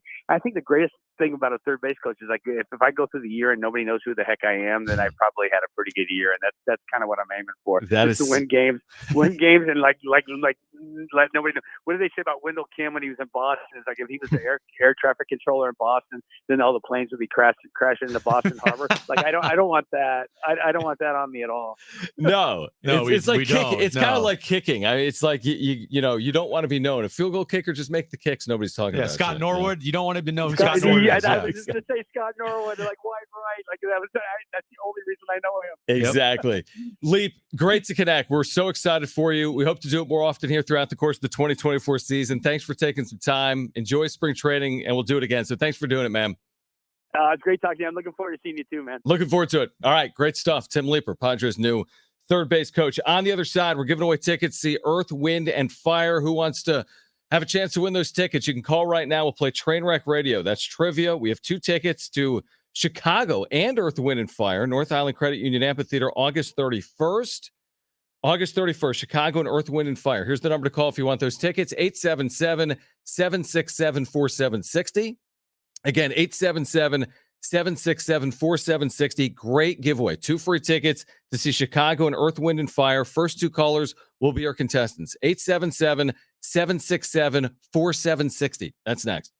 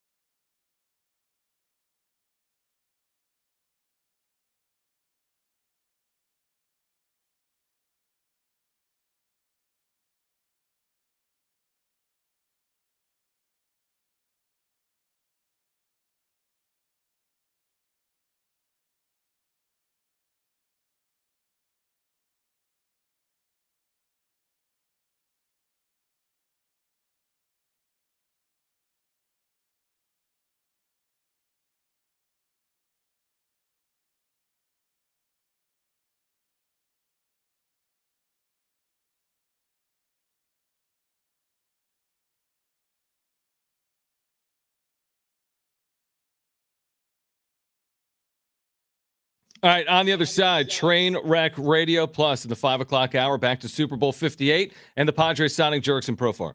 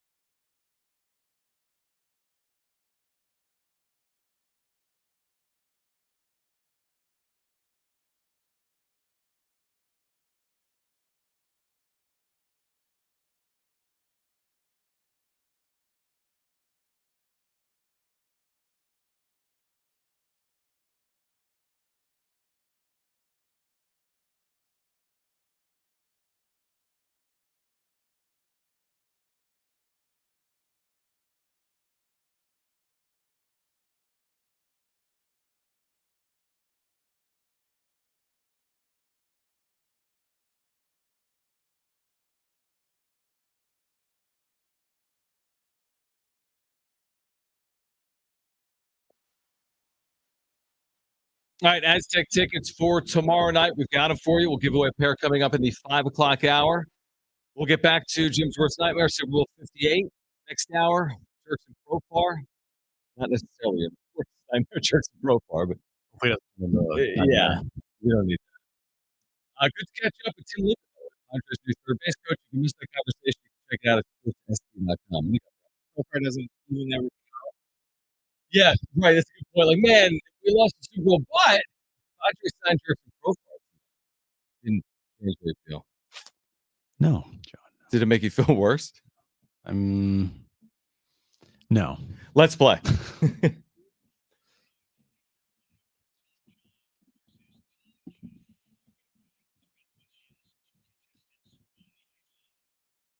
All right, 3 questions, 2 contestants, 1 lifeline. Today's 2 contestants, we have Mitch and we have Jay. Mitch, you called in first, so you have your choice of John or Jim. Who do you want to go with? John. Okay. That sounds good. Jay, you get me, okay? Sweet. All right, Brent, what's today's question of the day? All right, guys, we'll get right to it. Can you name the 6 players in NFL history that have won 2 or more Super Bowl MVP awards? So there's been 6 players in NFL history that have won at least 2 Super Bowl MVP awards. Name them. All right, Jay, you're up first. What's your first guess? You do have a lifeline if you want to use it. Well, one of them won yesterday, Mahomes. Who? Did Mahomes win MVP yesterday? Wow. Mitch, you're up next. What is your first guess? You do have a Patrick lifeline if you Mahomes. choose to use it. Tom Brady. The GOAT. Tom Brady? The real GOAT, by the way. Wow. Really? Hey, The guy that's beaten the Niners twice the last 4 years is not in the category? Mahomes is 2. Well, Okay. I mean, yeah, whatever. Okay. Jay, you're up next. What is your second guess? You do have a lifeline if you want to use it. Let's use a lifeline. Joe Montana. Do you take that? That was who I was thinking, but I wasn't sure. Let's do it. Let's go with it. All right. Well there done. you go. Did he win 2 or 3? He won 3. Okay. Wow. Or no, yeah, he won 3. Did he win 3? No, he won 3. He won Okay. 3, yeah. Never threw a pick in the Super Bowl. Nope. Yeah, some might say he's Either is Brock better Purdy, by than the way. Neither is. Yeah, Yeah. you're right. Mitch, you're up next. What is your next guess? You have a lifeline if you want to use it. Emmett Smith. Emmett Smith. Does he have 2? No. Does he have 1? He may have 1. I don't think he had 2. Yeah. I like the guess. Jay, you could walk it off right here with the correct guess, but you don't have a lifeline, so it's all up to you. What do you got? Oh, man. Let's try the other San Francisco quarterback, Steve Young. Steve Young have 2? No, 1, right? Just yeah. one. Just one. Wow. Doors open. Yeah, it is. Mitch, you have a lifeline. Yeah. If you want to use it to send this thing to overtime, like yesterday, what do you got? Kenny Stabler. Kenny Stabler for the tie? No, I would have said Eli Manning. Eli had 2 against the Patriots, right? You would have been correct. Jay, you're the winner. Who else is on that list? Had a lifeline in his back pocket. Terry? Is Bradshaw on that list? Yes, That's he a is. good one. Yep. Let's see. Brady has 5. Montana has 3. Five. And everyone's saying Mahomes is better. Okay. Mahomes Mahomes has- is 3. Mahomes has At 3 28. But still, it's not as better now. than Bart yet. Starr had 2 because he had the first 2. Then Bradshaw and Eli. How many will Mahomes win? I think he'll get 5 MVPs or titles? titles. Yeah. I think that's the right number. And Emmitt Smith did win 1 in Yeah, 94, one. but Yeah. only 1. Yeah. Just because Andy Reid He's not going to be there forever. is not going to be there for another 10 years. He'll be there for another 5, maybe. They're not going to get Andy Reid 2.0 like get Shanahan after No, Reid. they're not doing it. I don't think that's it. That's not happening. If that happened, I will Quit watching football. I'll quit everything. I'm just going to go work at like a UPS store or something. I just will not talk sports ever again. You could talk sports at the UPS store. I just won't do it. On the other side, we're giving away Aztec basketball tickets back to Super Bowl 58. The ramifications, the repercussions, and Jerks and Profar is the Padres. Stay with us on Jon and Jim.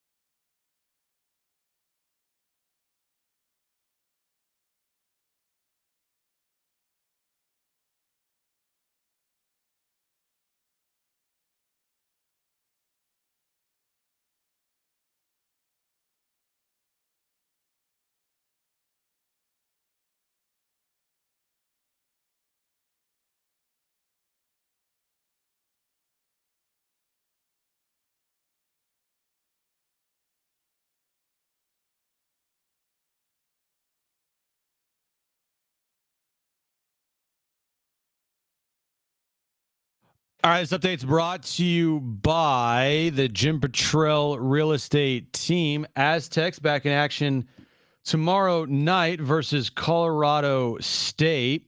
6 p.m. tip-off. 5 p.m. is when our pregame coverage starts outside Viejas Arena right here on San Diego Sports 760. And the Padres, they re-signed Jurickson Profar today to a 1-year, $1 million deal. Would you like to know what your home would sell for today? Get a simple text message with your home's value by texting your address to 855-600-6000. You'll get no phone call, just a text. Jim Petrell has the buyer. Simply text your address to 855-600-6000.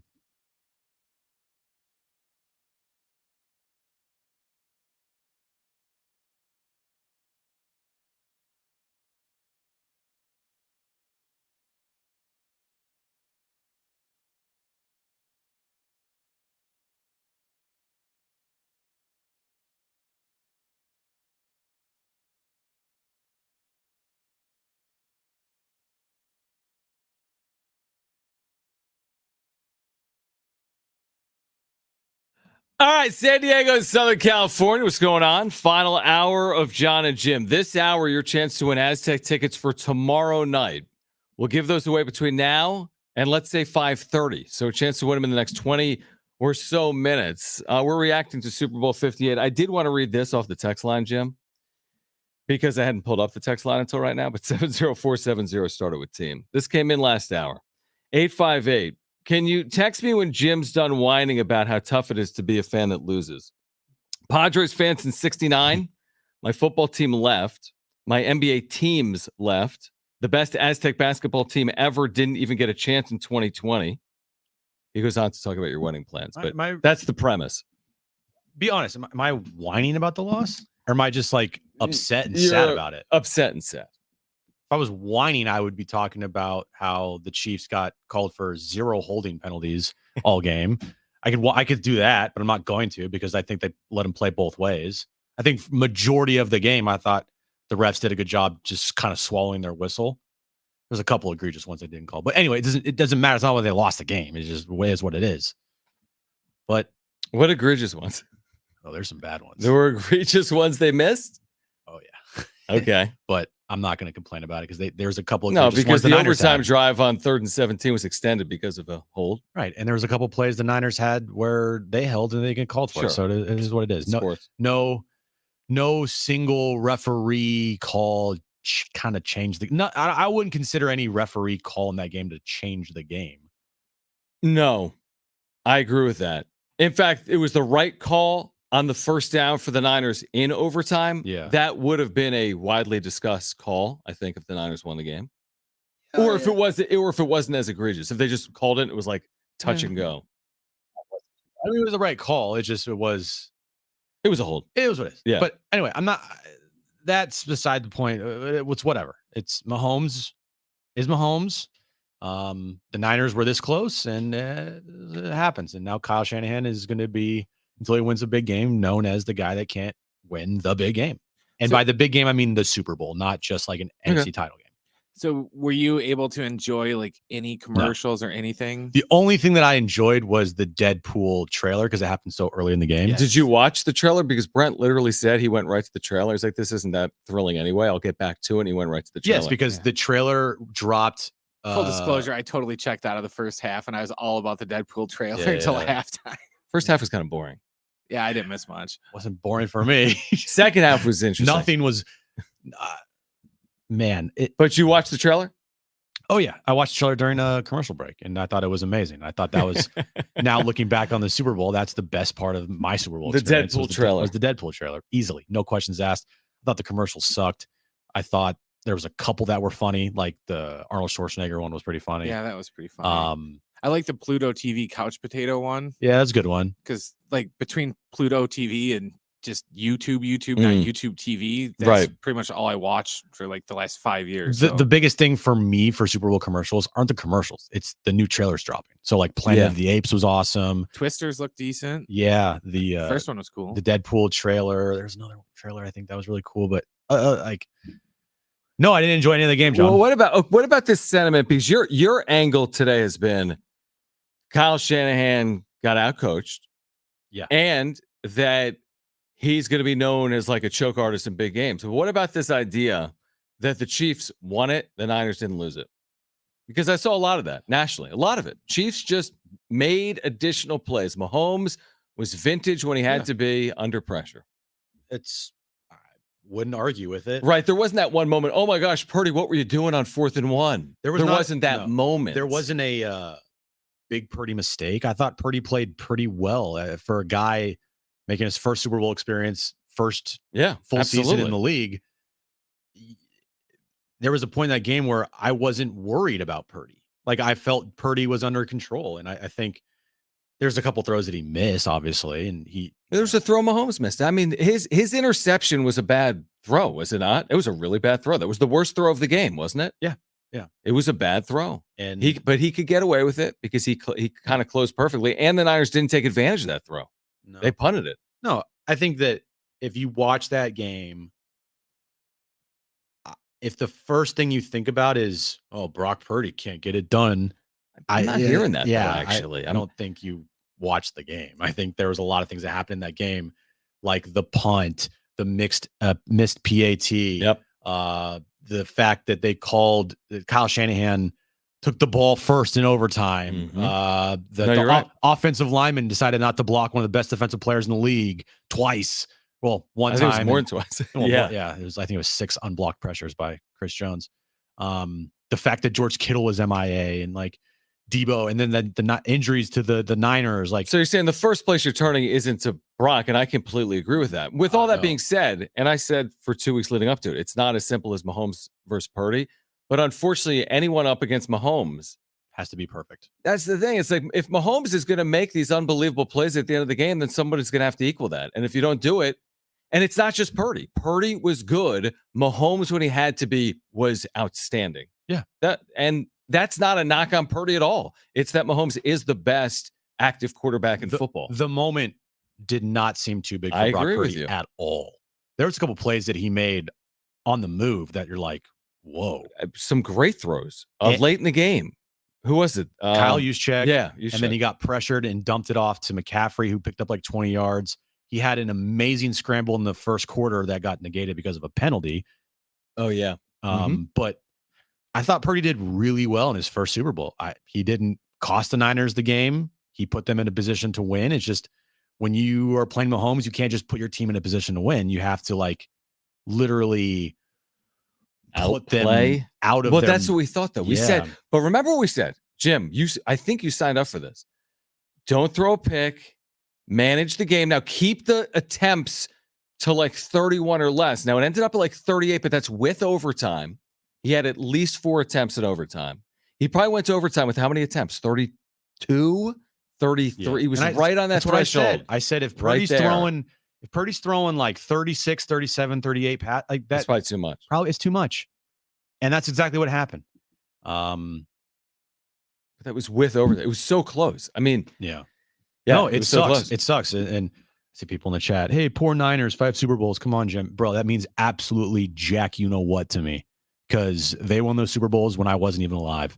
And one of them they won when I was like 5 years old. So it does not matter at all to a 49ers fan. Right. That is in their mid-30s or whatever. Yeah, so I agree.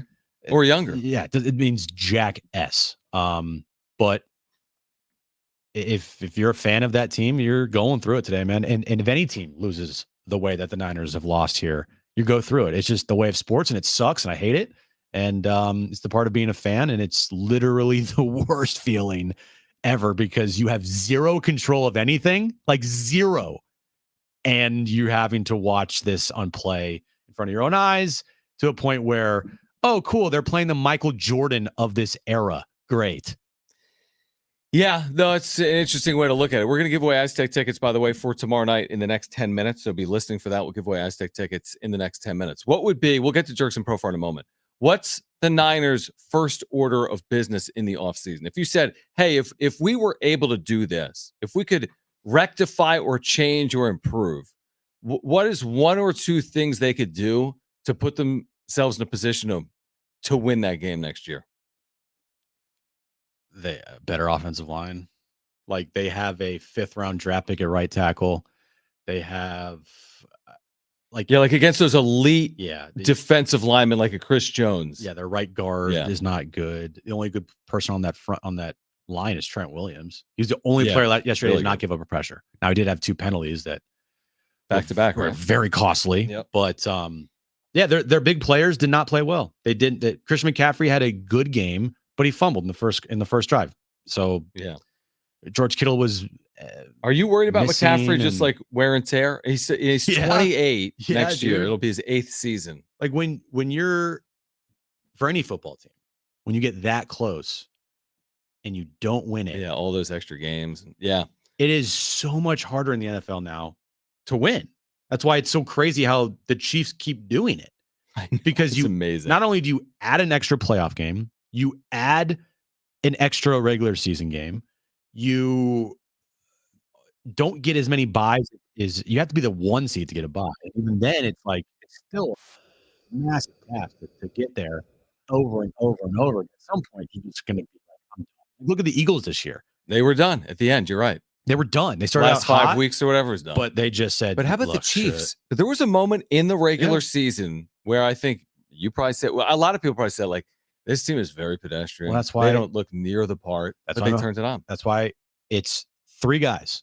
It's Mahomes, Kelsey, Reed. and Reed. Well, it's actually really 4 because you put Spagnuolo Yeah, definitely. in there as well. Like they have just And their defense played out of its mind. elite winners. Wasn't their defense amazing all postseason long? The Niners were the first team to score points in the fourth quarter versus the Chiefs, like Yeah. in 2 months. Yeah, it's crazy. It was insane. That defense, and they have good players on it for sure, but the way that they play is so disciplined. And Spagnuolo put their players in the right spot. positions every time. The scary part is they're going to add offensively. Oh, They yeah. will add weapons for Yeah. Patrick Mahomes next year. That's for certain. That's the scary part. Doesn't mean they'll get back, but it's hard to bet against them. How many times did we hear that the last 2 weeks? I've been proven wrong too much. I cannot bet against them. And they played out again. And what do you say post game? Chiefs are never the underdog. So that was part of the mentality. They fed off that. Hey, we can't win on the road. They won on the road. We're underdogs. No, we're not. And the rest is history.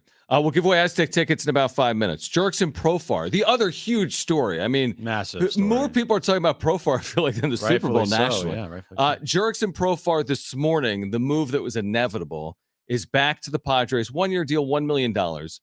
Incentives that could pay him another $1.5 million. I think it takes Jackson Merrill starting in the outfield from day one off the board. I think it's Profar, let Merrill get seasoning. We'll figure it out 30, 60, 90 days into the season. That's my 2 cents on it.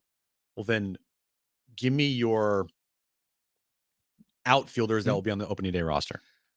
Well, there's going to be 4 or 5, and here are 3 of them. Well, 4 of them. I have 4 of them. It's going to be Zokar, Tatis, Profar, and my guess would be Marcy over Merrill, because Merrill is going to be developed. He's 2 years younger than Marcy, and I think Marcy is an outfielder and Merrill isn't.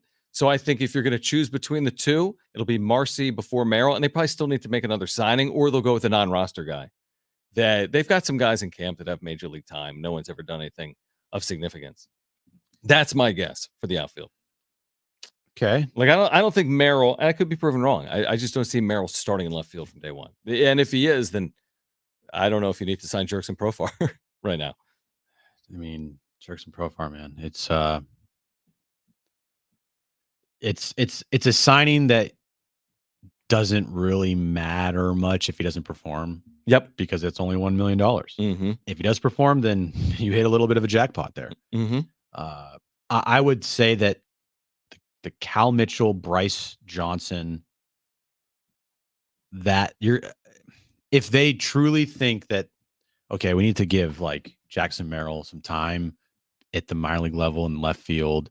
We need to make sure Jacob Marcy gets a little more time, Graham Pauley, which I would be completely fine with. Then maybe you're looking at an outfield on opening day of Profar, Zokar, Tatis, and then a Mitchell or Bryce Johnson, non-roster guy that's been in the big leagues before. And, you're just waiting until Jackson Merrill feels comfortable in the outfield to bring him up. You need a fifth, though, right? Major league teams you got 5 outfielders. 5 outfielders, right? Or at least someone that plays infield and outfield. I guess if you want to. Are they going to sign another outfielder? I guess is the question. I don't know, dude.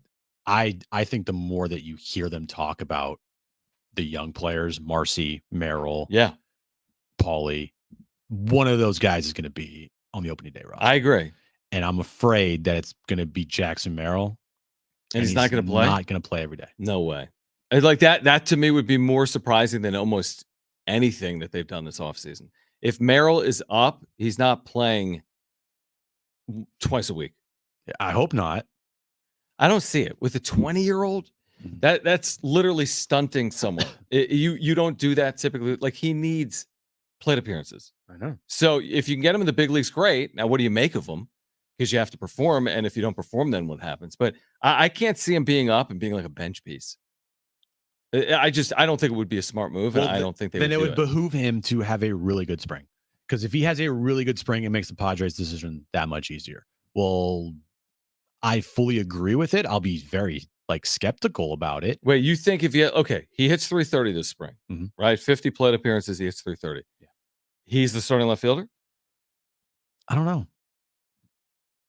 I think that makes the decision harder. I still think he needs time in the minors. It would make me feel good if I was the Padres to see him have a really good spring, but I wouldn't just off of a really good spring make him the starting left fielder. Agreed. That's where they could get into hot water. I think if you're signing Jurickson Profar, he should be playing to start the year. Right? I mean, Profar? Profar. Yeah. 10-year major leaguer. Yeah, he hasn't performed or didn't perform last year, but why are you signing him? I don't think you're signing him to come off the bench immediately for Jackson Merrill. Maybe I'm wrong. Maybe that is why they signed him. And he's an insurance policy for Merrill if Merrill struggles. I see it the other way. I see Profar as a stopgap to when Merrill is ready. So if Profar performs, he can have the job for the year. If he doesn't perform and Merrill does at the minor leagues, then I think Merrill's given the opportunity. It's so funny how this team is very secretive with a lot of stuff that they do, but yet they're so easy to read. Right. I mean, everybody, not just us, everybody in this town was already putting Jurickson Profar on this roster. We've been talking about it since October. For the last 2 months, since they traded Juan Soto.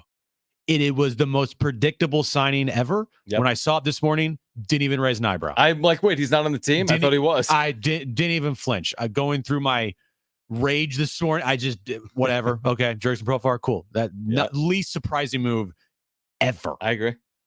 But it is Jurickson Profar, who was really bad last year. And if he's getting a majority chunk of time in the outfield, that's also a risk as well. Right. That's a good point. That is a good point. Because you got a guy who, great, vibes are high, awesome, but can he actually perform? I mean, you can have all the vibe guys you want to have a great clubhouse. Awesome. Something that they did not have last year. But you're going to need to perform in the field. And if you don't, then that's also a bigger problem than vibes. 100% spot on. That is completely spot on. The one caveat is it's $1 million, so you can get out of it. Yeah, exactly. Easily. So, if it doesn't work, you haven't dug yourself. It's like Nelson Cruz last year. Exactly. I mean, he was only there through May. And he was god awful. And he was gone after 2 months. And so you're not guaranteed anything. Now, you don't want 2 months of no productivity. I don't want their left fielder hitting 150. Continuously giving him opportunity after opportunity, and he's going 0 for 3 every night. But it's not a guy making $24 million going 0 for 3 every night. So come May 30th, when he's hitting 161, it's someone else's job. Or maybe even before that, if he's making $1 million. Yeah. And we'll see how it goes. Maybe, like you said, maybe this is a stopgap because they don't want to put all this pressure on Jackson Merrill to be not only at the big league level on opening day in Korea, but playing a brand new position he's never played before. Right. Exactly. And if, you listen to Kylie McDaniel with Darren, very high on Jackson Merrill, says he doesn't really need much time in the minors before he can be brought up to the big league level and play left field. We've had other people say that he would need at least a year to play in the minors at left field to be comfortable with it. But is there a rush to have his big league clock start now, other than you have to bring him up because you have no other option because of the position? Good point. No. No. The rush is you would be doing it out of necessity, which is the worst reason in the world to call up a prospect. Oh, yeah. The worst. You should do it because the prospect is ready, 100%. not because you need him. Right. Yeah. There's like a meeting point. Like the player's ready and we have a need, Right. but not we have a need. Maybe he's ready. No, the player has to be ready. Doesn't guarantee he's going to have success, but the player's got to be ready. He's never played left field by and large. Yeah. And he's 20. And he's never been a 1,000 OPS, this amazing offensive power hitter. He's been good, but he's never sustained 60 days of tearing the cover off the baseball in the minor leagues. No. So give him time. Let him develop. Yep. Let That's him what I would develop. And don't rush him and don't put him in a position where he's not fully comfortable. I agree. All right. Caller 7. You're going to San Diego State, Colorado State tomorrow at 6 p.m. at Viejas Arena. You need to call right now. Caller 7, you're going. Huge giveaway, huge game. 877-767-4760. You can hear it here on San Diego Sports 760. Caller 7, you are going. Tickets and info at goaztecs.com. 877-767-4760. 6 p.m. tomorrow night. San Diego State, Colorado State. Hear it with Ted on the call. Pregame coverage beginning with Jon and Jim outside Viejas Arena at 3 p.m. All right, lines are loaded. Caller 7, those are yours. On the other side, much more on spring training now underway. Reaction to Super Bowl 58. Jim's back page. I'm kind of done with the reaction. I know you are, but it is Super Bowl. Really? I can't tell. Would you be done if they had won? Yeah. No, you wouldn't. All right, stay with us on Jon and Jim.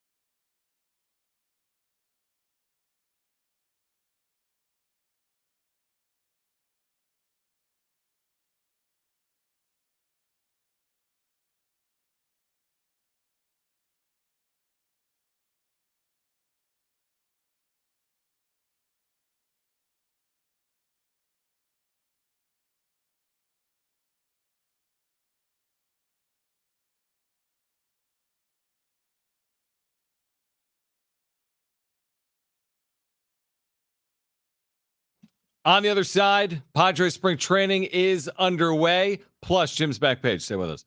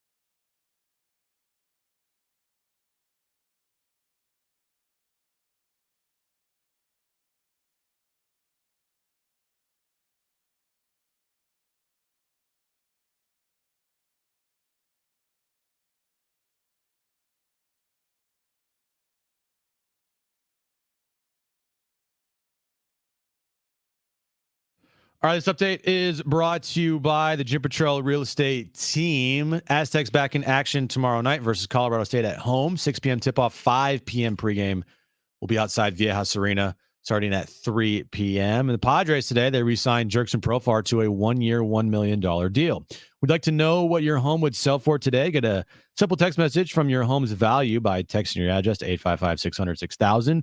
You got no phone call, just a text. Jim Petrell has the buyer. Simply text your address to 855-600-6000.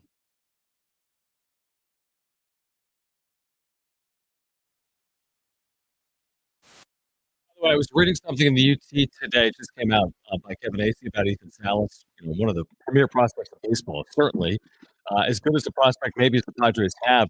And once again, and Kevin will join us Friday, by the way, throughout the course of spring training and the season. Yes. So every week, beginning this Friday, and you'll hear him on San Diego Sports 760 throughout the course of the day. Big Rich, TD, and Fletch, Darren, and then here on Jon and Jim. He once again doubled down on something he wrote previously, Jim, and this has been published in the last 30 minutes. That there are those in the organization that believe he could play in the big leagues this year. Yeah. And that he will likely start the year in AA, absolutely appear in AAA. And there are those evaluators in the organization that believe he could appear in the big leagues in 2024. He's right now 17. Is he really 17? Yeah, I think. I mean, is he 17 or is his birth certificate like the one in the bench warmer? It says, I am 17. I'm 12. I am 12. I mean, I think he's 17. I mean, to give that kind of money, they better have all that information right. They didn't sign Danny Almonte. No, exactly. I know. I'm with you. He was born June 1st. Do you know the risk of doing this, of doing something like this? It's significant. Hey, again, if you're going down with the ship, then do it. Like if you're Preller and you said, look, I'm going out my way, then go out your way. Bring up any prospect you want. I don't care the age. Bring up DeVries right now. Who cares? How old is he? 15? If you're going down with the ship, then do whatever the hell you want. And if you want to bring up Ethan Salas at 17 years old at the big league level, then do it. And if it crashes and burns, then at least when you get fired, you know that you did what you wanted to do. Listen to this line. Salas will likely begin this season in AA, which for a lot of people, if you followed the story last year, is a bit aggressive, is it not? He spent just a little bit of time in advanced day and AA. You had a very epic rant about it. I did. So anyway, okay, whatever. That's neither here nor there today. We'll see about this spring. But Kevin writes, Salas will likely begin the year in AA. Advancing to AAA by season's end is practically considered a given. He then writes this. There are some in the organization who say he could be called up in September. So he would be 18 in September. He'll turn 18 June 1st. Why? I don't know if it's point proving or because they think he's the second coming of Pudge. The only justifiable reason I'm listening. At that point would be because of unforeseen circumstances. Such as?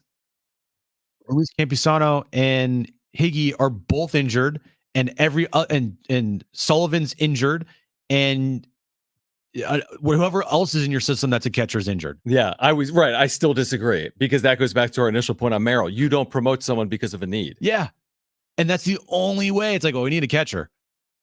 Okay, well, go sign one. Exactly. So, hey, man, am I excited about Ethan Salas? Abso-freaking-lutely. Mm-hmm. Dude looks like a stud. If you hear, I mean, he's talked about like he is the next Pudge. Really, he really is. And it would suck to see this kid, he's a kid, get brought up too soon and almost, either ruin or severely hinder his development. I would hate to see that. I would hate it because this guy, according to everybody we talk to, has the makings of being a cornerstone piece for a franchise for a long time. Mm-hmm. And to throw it all away, potentially, by bringing him up at 18 years old to prove a point? Well, it doesn't make any sense to me. It's interesting. Like a year ago, for example, they put him in single A 2 days before he turned 17. Again, is that proving a point? Like you did it 2 days before he was 17. He goes 2 for 3 in his debut. And then he in single A. Now he was good in single A, right? In low A. I'd have to look at the numbers. Then advanced A and AA, he wasn't. It was horrible. Yeah. But he was hurt a little bit. What did he do? Let's see. So as a 17-year-old last year in Lake Elsinore, which is a great hitters league, obviously, he had an 837 OPS. Okay. Whoa. How many games? That was in 48 games, 220 plate appearances. So not even a half season.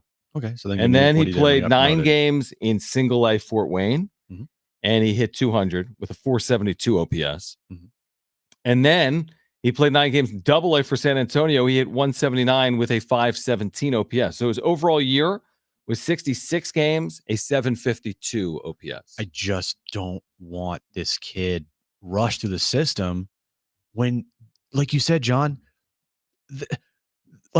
there's not even a need for him right now in this team. That's a good point. Yeah, like Campy said, you hope you don't need him. Why would you want to need him? You have a really young prospect catcher in Luis Campusano, or up and coming catcher, hopefully. And you have, I can't say his name, Higashioka, who is a proven certifiable backup. Like he is shown that he can be a really good backup catcher for a team. Mm-hmm. So what's the reasoning why you're going to bring up Ethan Salas again?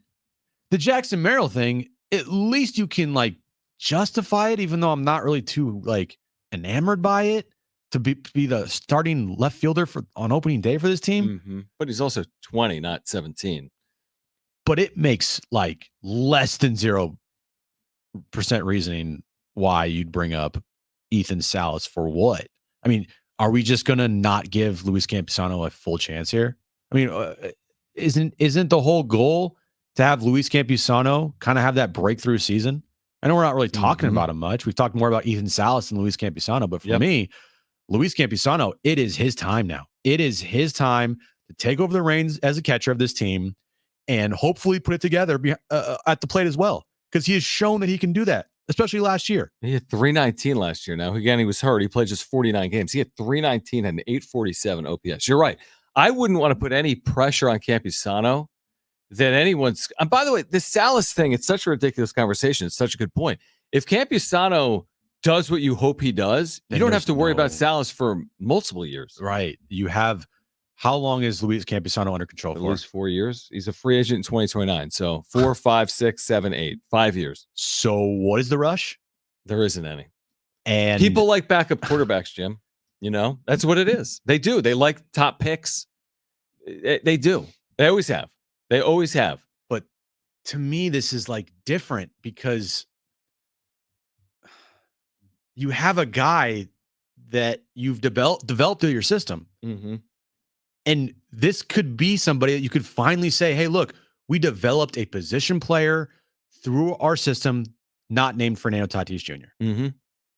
And not only did you develop him potentially, but he's your catcher.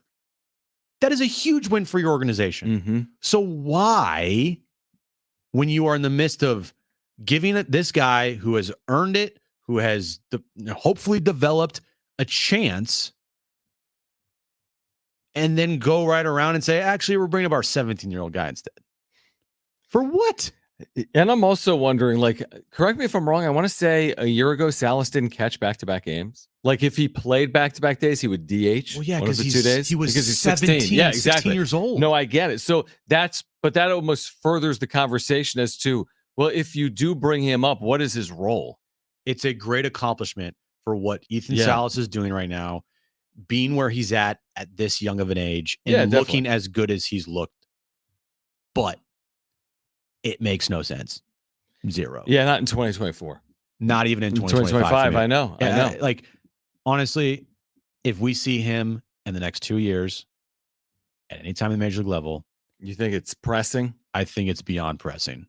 I think it's like borderline malpractice to start his clock at 18 years old, potentially. Right, because then he'd be a free agent at like 23. What are you doing? Yeah, right. If he was up this year, then he would be eligible for free agency at the end of, he'd be like a 23-year-old. It's such a 18, 19, 20, 21, 22, 23. Yeah. Unless you want to sign him to an 8-year contract. Yeah, exactly. But is that your first order of business right now when money seems to be tight? Like, no. Is my first order of business tying up Ethan Salas at 17? That's not mine. Not right now. I should be finding a better outfield option. But Yeah, hey, back end rotation. What are you going to do? Dirksen Profar, come on down. All right. Jim's back page. Let's do that next. Stay with us.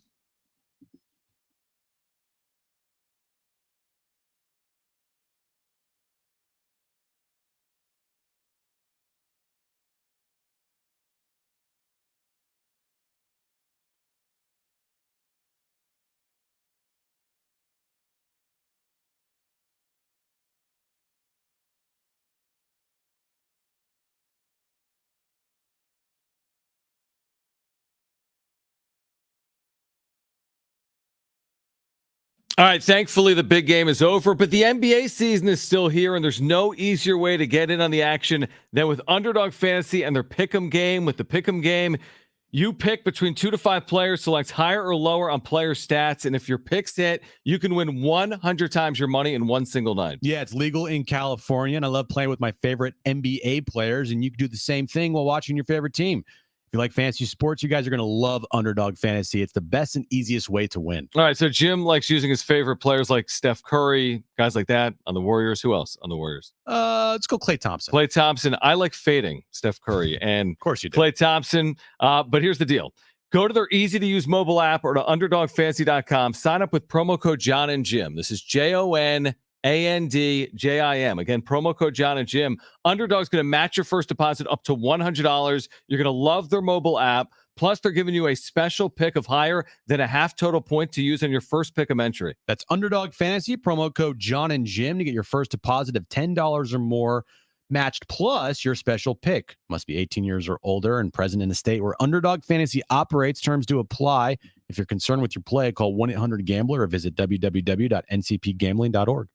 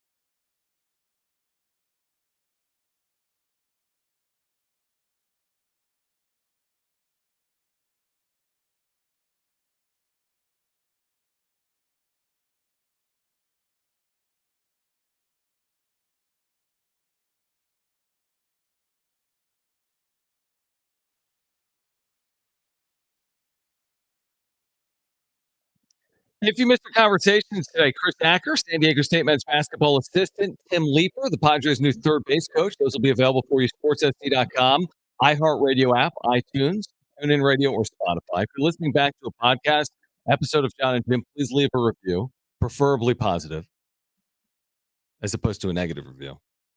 How many people really live negative like podcast Some reviews? do. Like, I listen to your podcast. I really don't enjoy it. Well, okay.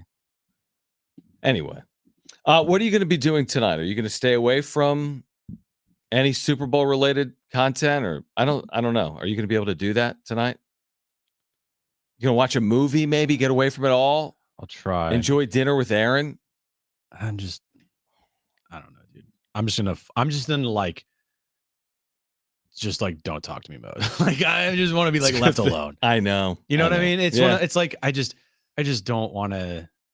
It'll get really easier each passing day. Yeah. Seriously. I know it will. Trust me. I know. You've been 'cause through I've it. been through it. But as right now, you're just like, I'm just so over everything. I just want to like just go to sleep and just like wake up tomorrow and just like reset. But you know what it is, whatever. Well, I don't know how to cheer you up, really. You don't have to. It's fine. It's all good. I mean, again, it's funny. We've said this before. The real quick on this. It's like, what is worse? Would you rather be the Browns fan, where they've never been to a Super Bowl ever, right? Yeah. Or do you want to be a fan of the really good franchise, but they don't get over the hump? The current example, you're right, is the Niners. The last 30 years, they're really good on average, whatever. But they don't get over the hump. Those are the last 15. 7 NFC title games. That's crazy. 3 Super Bowls, no wins. Yeah, that makes it hard. I mean, I'd prefer, though, to be interested in my team all year. It's like if you're a fan of a bad NBA team, what's the point of the season? You know? Yeah, totally. I get it. It's like, so, I don't know. I'm just used to it. Like, I like, as just a fan of that team, I am used to. You are. You're heartbreak. right. Yeah, you are. And so when I say, oh, game's over, it's because that's just what I'm used to. I'm just used to just epic failure. Do you think the Montana and Young stuff is like AI, or do you think it actually happened? Like they like won football games and Super Bowls and like beat the teams they played? I've watched highlights. I know. So you think it's real, right? Yeah. Like they actually did it. Yeah, my mom said it happened. So I'm like, oh, cool. They were really, really good. When I was a Yeah. kid, the Niners were like as good as it gets. They were great. It's just the last 30 years. Yeah, last 30 years. know. Not so much. As far as winning the big game. All right, let's get to it.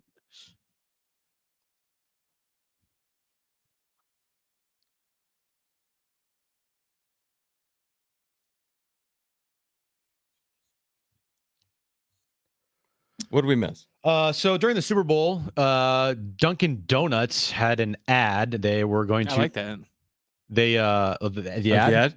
Yeah, the Ben Affleck ad. Yeah, with that was funny. Wahlberg. Yeah. Okay. Not Wahlberg. Oh, Matt Damon. Matt Damon. Sorry, not Wahlberg. Okay. Damon and Brady. And Dunkin' Donuts, they were wearing like tracksuits in this commercial. Yes. Mm-hmm. And Dunkin' Donuts decided they were going to sell Dunkin's tracksuits starting today at 12 noon Eastern time. Did they sell out? They sold out in 5 minutes. Took that long? Everyone's down with the Dunkings. How many? Do you know how many it was?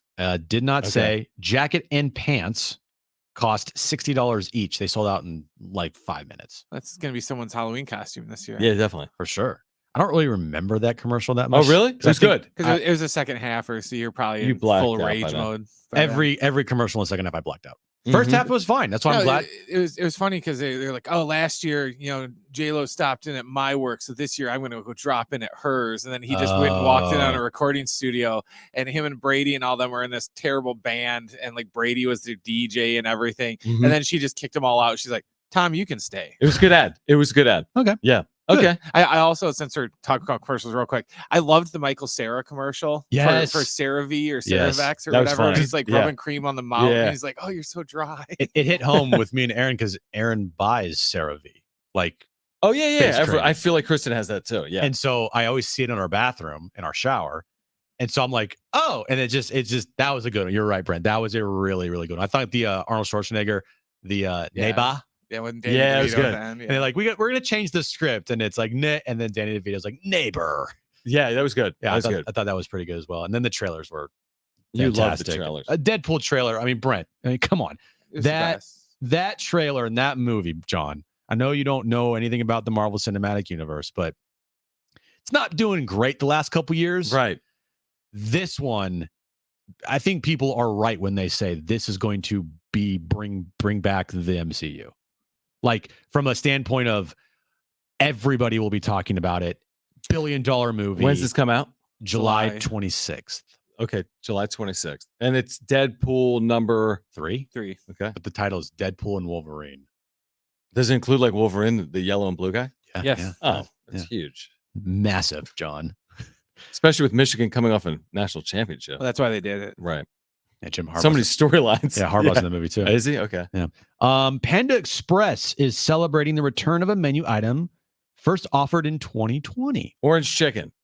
No, orange chicken's always on the menu, John. Okay. Beginning on Valentine's Day, a couple days from now, Mhm. firecracker shrimp will be available for a limited time at participating restaurants nationwide. Panda Express originally introduced the firecracker shrimp to customers in 2020. I thought you were going to say the teriyaki hearts or something. No, Oh, yeah. no. Why does Valentine's Day for a lot of these places like Domino, like they associate Valentine's Day with spicy food? Because, relationships, spicy, Okay. right? Like spice things up in your relationship. Okay. Well, that's my guess. Yeah, So you could go with Aaron to Panda Express and Yeah. get some firecracker shrimp. yeah. She here real quick. During the game yesterday. Well, it's before the game actually. Yeah. Was it? I don't know. I blacked out most of the time. She did say she did not want to do anything or want anything for Valentine's Day. Trick? No. Trick? Complete trick. Trick. I'm Yeah. serious. Didn't she say this last year and Yeah. it was a No, disaster? I'm serious. Yeah. You need, Yeah. especially coming off this, the way you've basically acted because of the Super Come Bowl. on, Pavlov's I mean, dog. well, learn. No, because it's not enjoyable for her. Trust me. Because you have to go above and beyond. So that means flowers, chocolate, card, maybe a stuffed animal. Shoot, maybe something that like gold or something. Like here, I'm Maybe sorry even- that I maybe was even- upset my team lost. Yeah, exactly. Yeah. Oh, Something okay. extra for being pouty this week. Yeah. Pouty. Are Okay. you guys going out? No. No, you don't need to go out. No, but I no, would no, no. definitely do something heartfelt. Yeah, I know that was a trick from the moment she said it. 100. Not even married. And last but not least, Taco Bell is releasing a Baja Blast Gelato in 2024. Wow. We've had that on the backstage before. Well, not today. And also, Taco Bell did present experiments from their test kitchen. One of them was a Baja Blast pie. So potentially be on the lookout for a Baja Blast pie along with the Baja Blast Gelato. Yeah, you guys won't I bring like it. back apple empanadas or anything, but you're going to bring Baja Blast pies. Baja Blast. Mark Ziegler on the show tomorrow. We're outside VA House Arena getting you ready for San Diego State and Colorado State. That'll distract Jim, hopefully for 3 hours. All right, back tomorrow at 3. Keep it here for Brent and Jim. I'm John. This is San Diego Sports 760. Okay. And this cool music, too. Sweet.